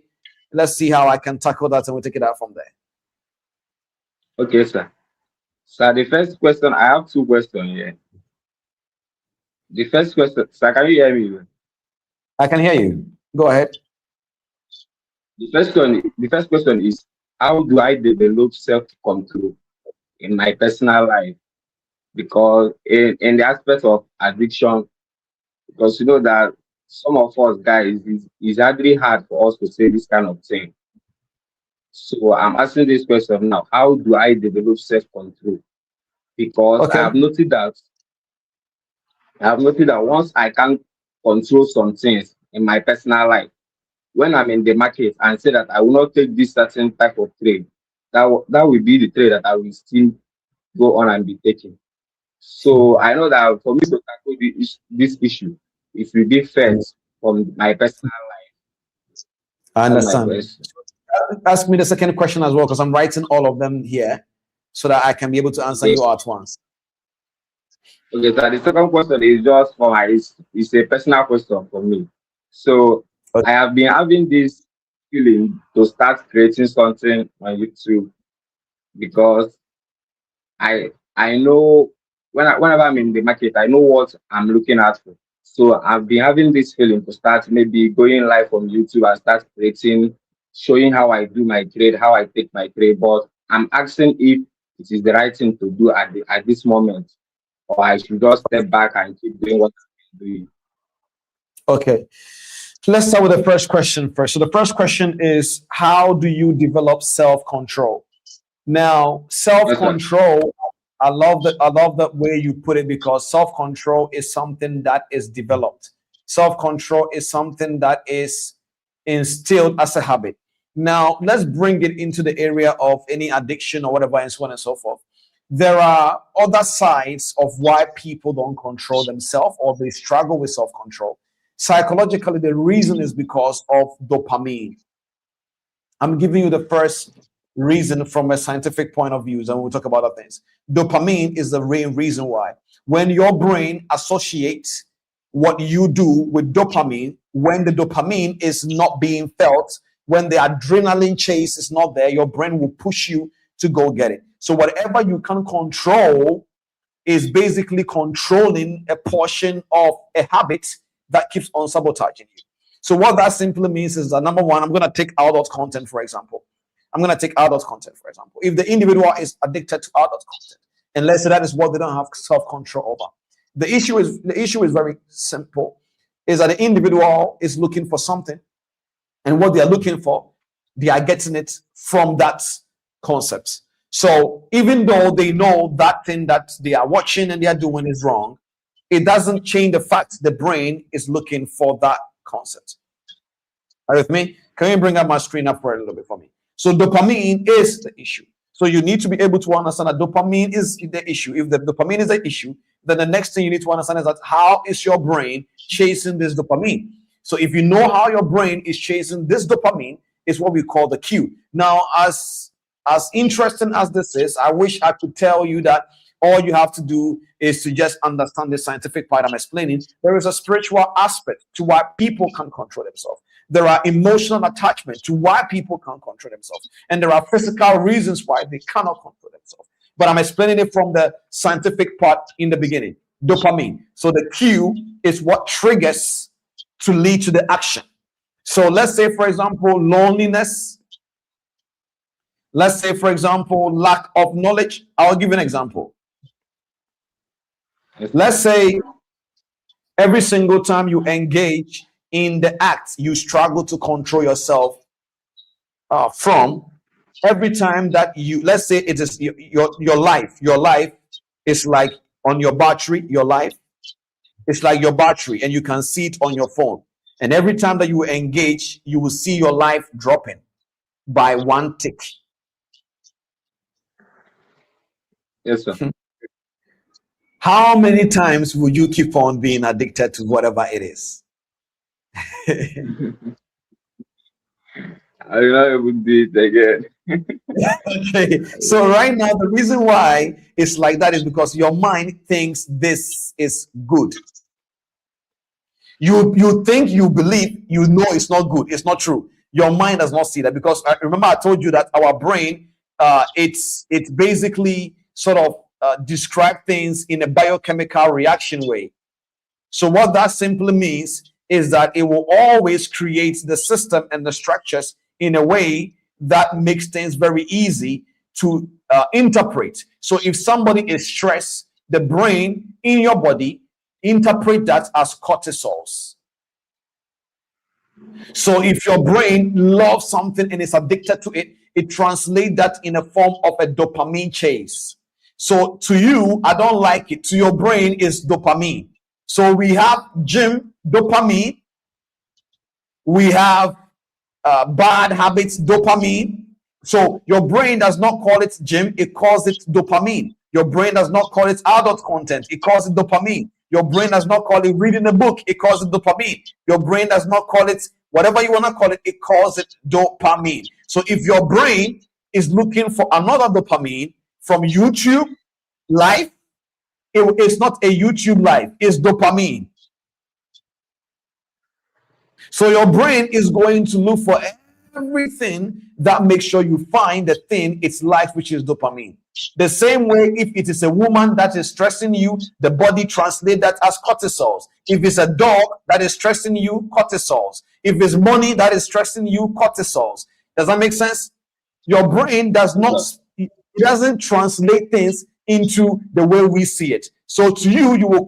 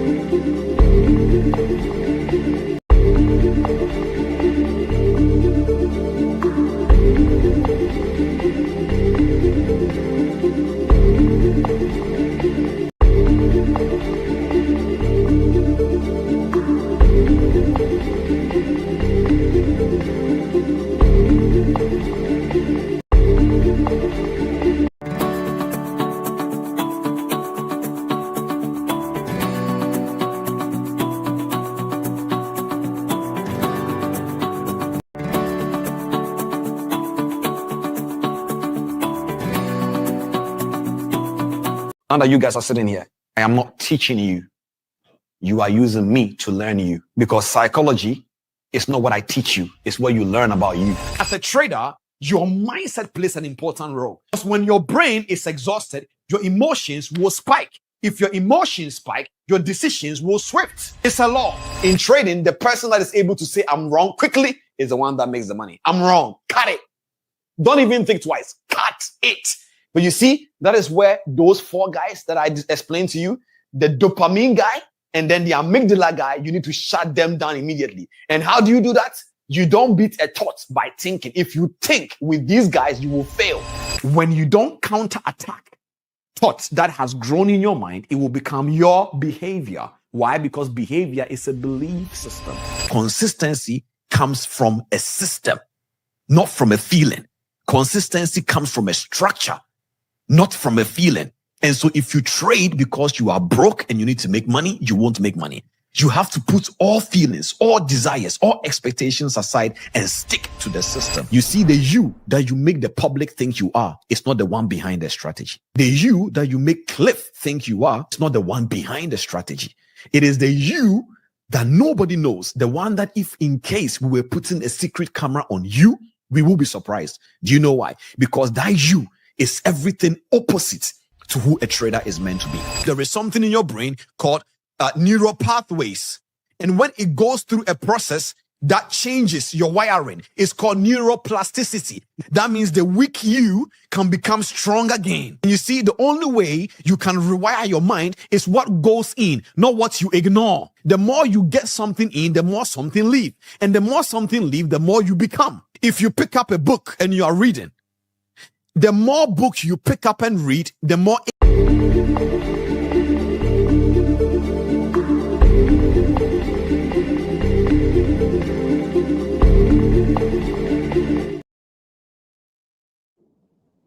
Okay, sorry about that, guys. I hope you guys can hear me. So do you understand what I was saying, Valentine?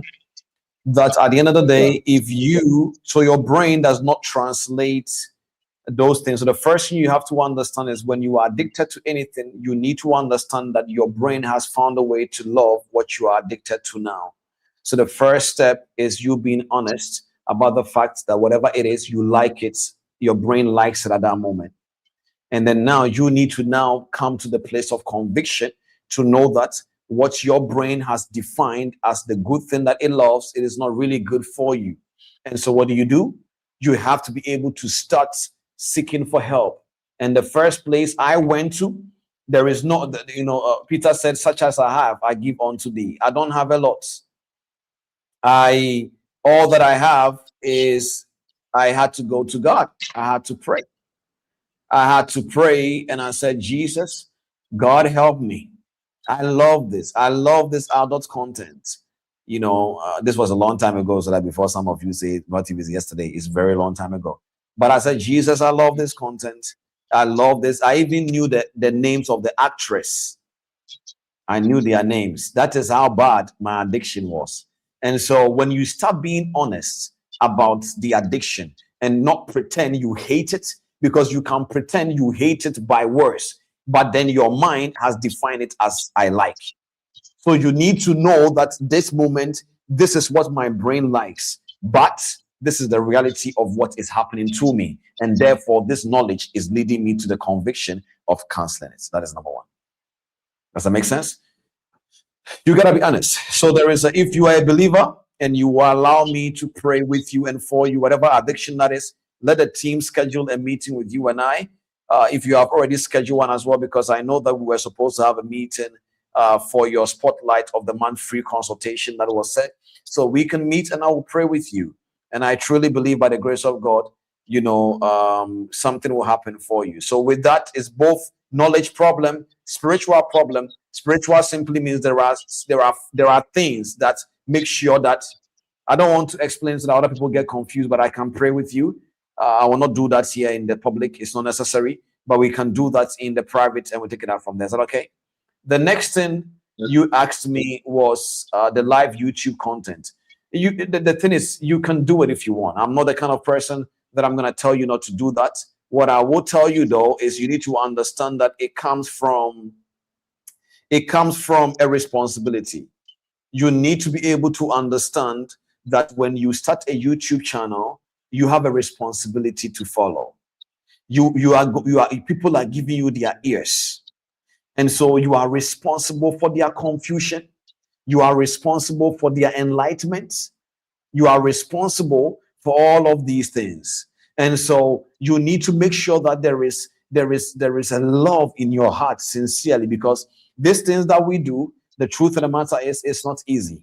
Meaning that you are responsible for someone making a decision that will cost a family just because you said something. So you need to know that the reason why you want to do it must be intentional. But first, most importantly, from place of love. You need to say, okay, I have gained another thing and I want to teach people. And then number two is there must be some results. You see, even if you will not show your results live for people to see your results, whether if it is true, like even if people can see it or not. If you know that you have the results, your confidence is different. Your confidence is different. Nobody can bully you. Even if you don't show people their results and they go like you're not making money, you will not be intimidated because you know you are making money. So confidence will come from the results you have. But in all, you need to find out that does it really have to be live YouTube content about trading? There are many things in, even if it's about trading, what type of trading thing would you talk about? Is it risk management? Is it just maybe, just find a niche that you are very good at. It doesn't necessarily have to be your live trading, because a lot of people are doing live trading now. And if you want to give value, sometimes you need to be a little bit mechanical in your structure as well. Does that make sense? So, so yeah, at the end of the day, okay. At the end of the day, that is a whole thing that you need to be able to understand. Sorry, I was reading something from the comment section. But so yes, you can go ahead and start. Pray about it. Prepare. Be ready for people who will not believe in you. But then if you're just left with me, make sure that you know that you are ready to defend what you are talking about. You have the results. It will be a beautiful thing to see everybody being able to explore their knowledge. But you know me already that I'm a big fan of people who are ready to tell the truth. You must be ready to tell. That is the most important thing. But all I'll basically just tell you is that you don't need to rush. You know, this TP Masterclass, I delayed it for almost 2 years. For almost 2 years. The WhatsApp channel you guys are in was opened in 2023. Yes, I opened that WhatsApp channel in 2023. So it is not every single thing that when you get the idea, you must bring it into light the same season. You part of you preparing. You can even start the live streaming now, and you don't have to bring anybody on the stream. Only you. You log in, and then you are practicing. So after 1 year, you will come out and go, who is this person? But then practicing does not mean fake it. Practicing means you have the results. You have a track record of knowing that what you're about to show people is true. These things are the things. So I don't just, for example, for me, I don't just talk about trading psychology, but I have a data of many of people I've consulted way before I started doing the things that I'm doing.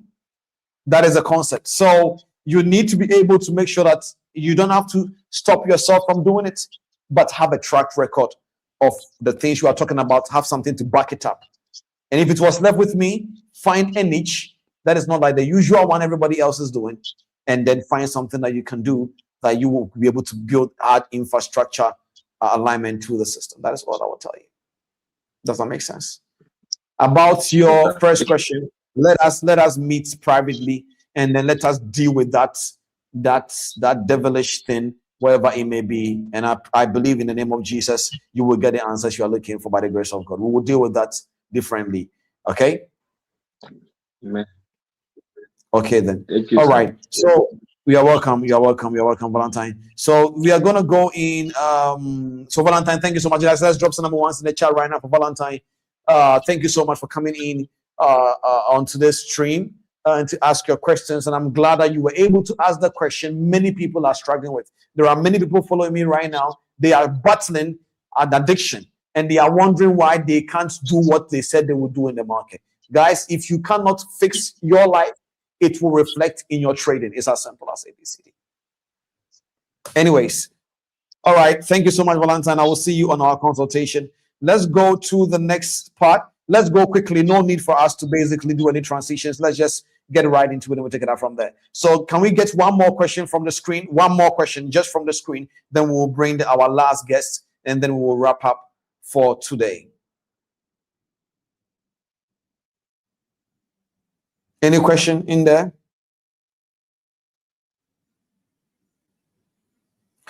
Sir, how can I be able to use market structure up or down? Because at times I buy downs and sell ups without focusing on ups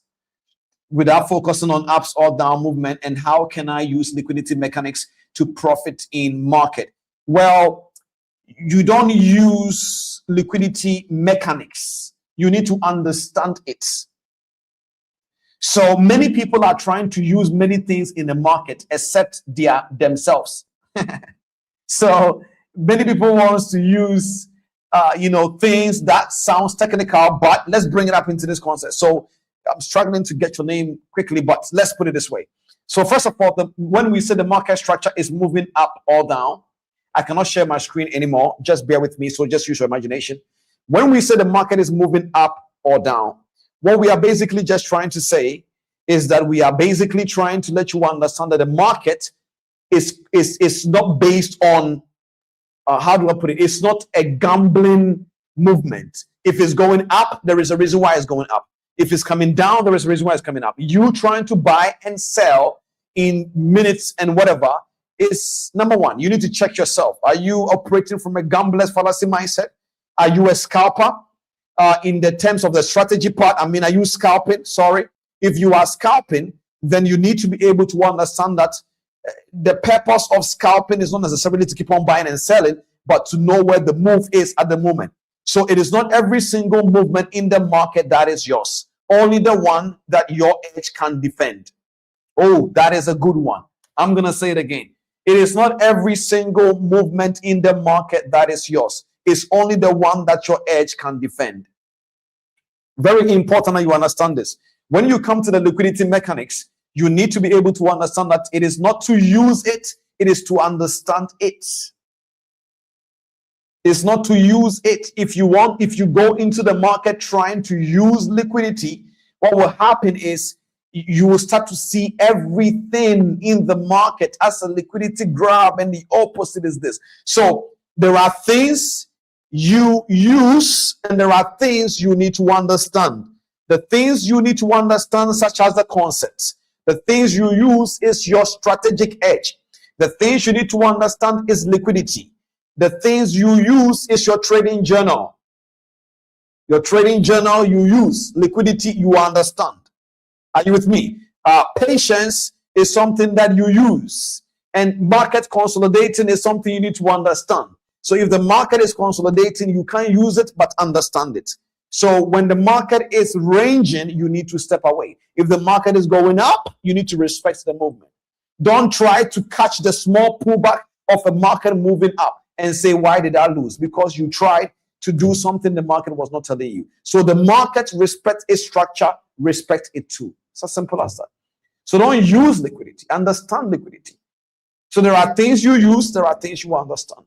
So that's why I was talking about the concepts, the principal parts. Does that make sense? The reason why I'm not mentioning the name is because I'm struggling to mention it. I think it's Ochile or, or I don't know. I'm just struggling to mention him. So sorry about that. So that's why I'm not mentioning it. I'm not coming from a place of being disrespectful, of not mentioning your name while talking to you, but it's because I don't know how to mention it. Does that make sense? Yeah. I hope that makes sense. So don't try to use liquidity mechanics. Try to understand it. For example, imagine a pilot trying to fly into the air. It's like, how can I use the wind? Don't use the wind. Understand it so that you will know how to escape it, and so on and so forth. So the mechanics is to be used to understand how this things works, and so on and so forth. Okay. All right, then. I'm going to take one more question, guys, and we wrap up for today. One more question that we wrap up for today. We're going to bring James. Okay, James, how are you doing? Where are you tuning in from? Please, I'm doing great. From Ghana. Where are you calling from? GH, which part of Ghana? Volta region. Akachi. Volta region. Okay, nice to meet you, James. James, talk to me. What is going on? Yes, Welcome, actually, buddy. I'm a student. James is a student. Okay. And James' network is not networking. Okay. I think James is having troubles with his network a little bit. I'm going to try and take one more question from the comment section, and then we are done for today, so that we don't take too much of you guys your time. Remember, if you want to be in the room like this with me, you can always apply from the WhatsApp channel with the link that will be put in the comment section, in the WhatsApp channel. You can always apply. Do we have any questions? If we don't have any questions, again, How and when do I know I have built an edge? When you can. Okay, somebody answer it for me. Let me know if somebody is learning. This question is a very good question. How and when can somebody know that they have built an edge? Can somebody give me the answer? Can somebody give me the answer?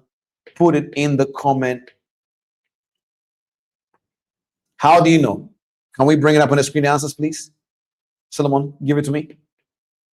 There are things you use and there are things you answer. Okay, another question. I'm talking about how do you know that you have built an edge? How do you know you have an edge? How do you know? How do you know?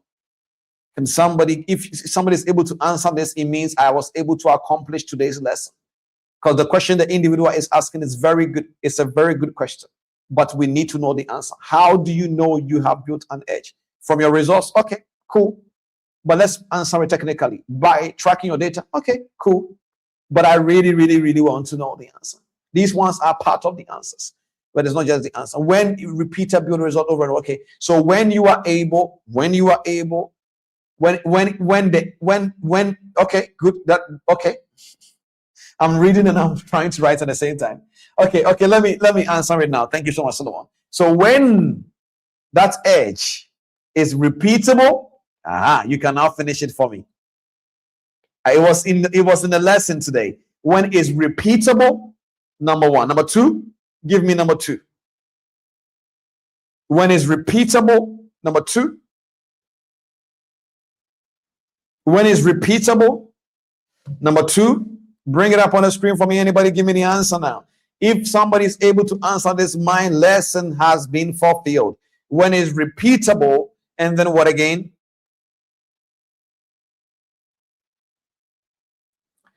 Okay, when is repeatable, defensible, thank you, and it is your own, data backed. This is how you know you have an edge. That means if you stand here with me without being proud, you need to be able to tell me your this one is repeatable. You can use it again without you being proud. You can be like, just like you being a Christian. It's like, how do you know? How do you know that the God you worship is real? Chief, I can defend it. I know Jesus. You can't convince me. People sometimes say, why do you talk about trading and mention Jesus in your content? I say, you are joking. When he took me out of a place I almost died, where were you? It's defensible. I can defend my relationship with Jesus.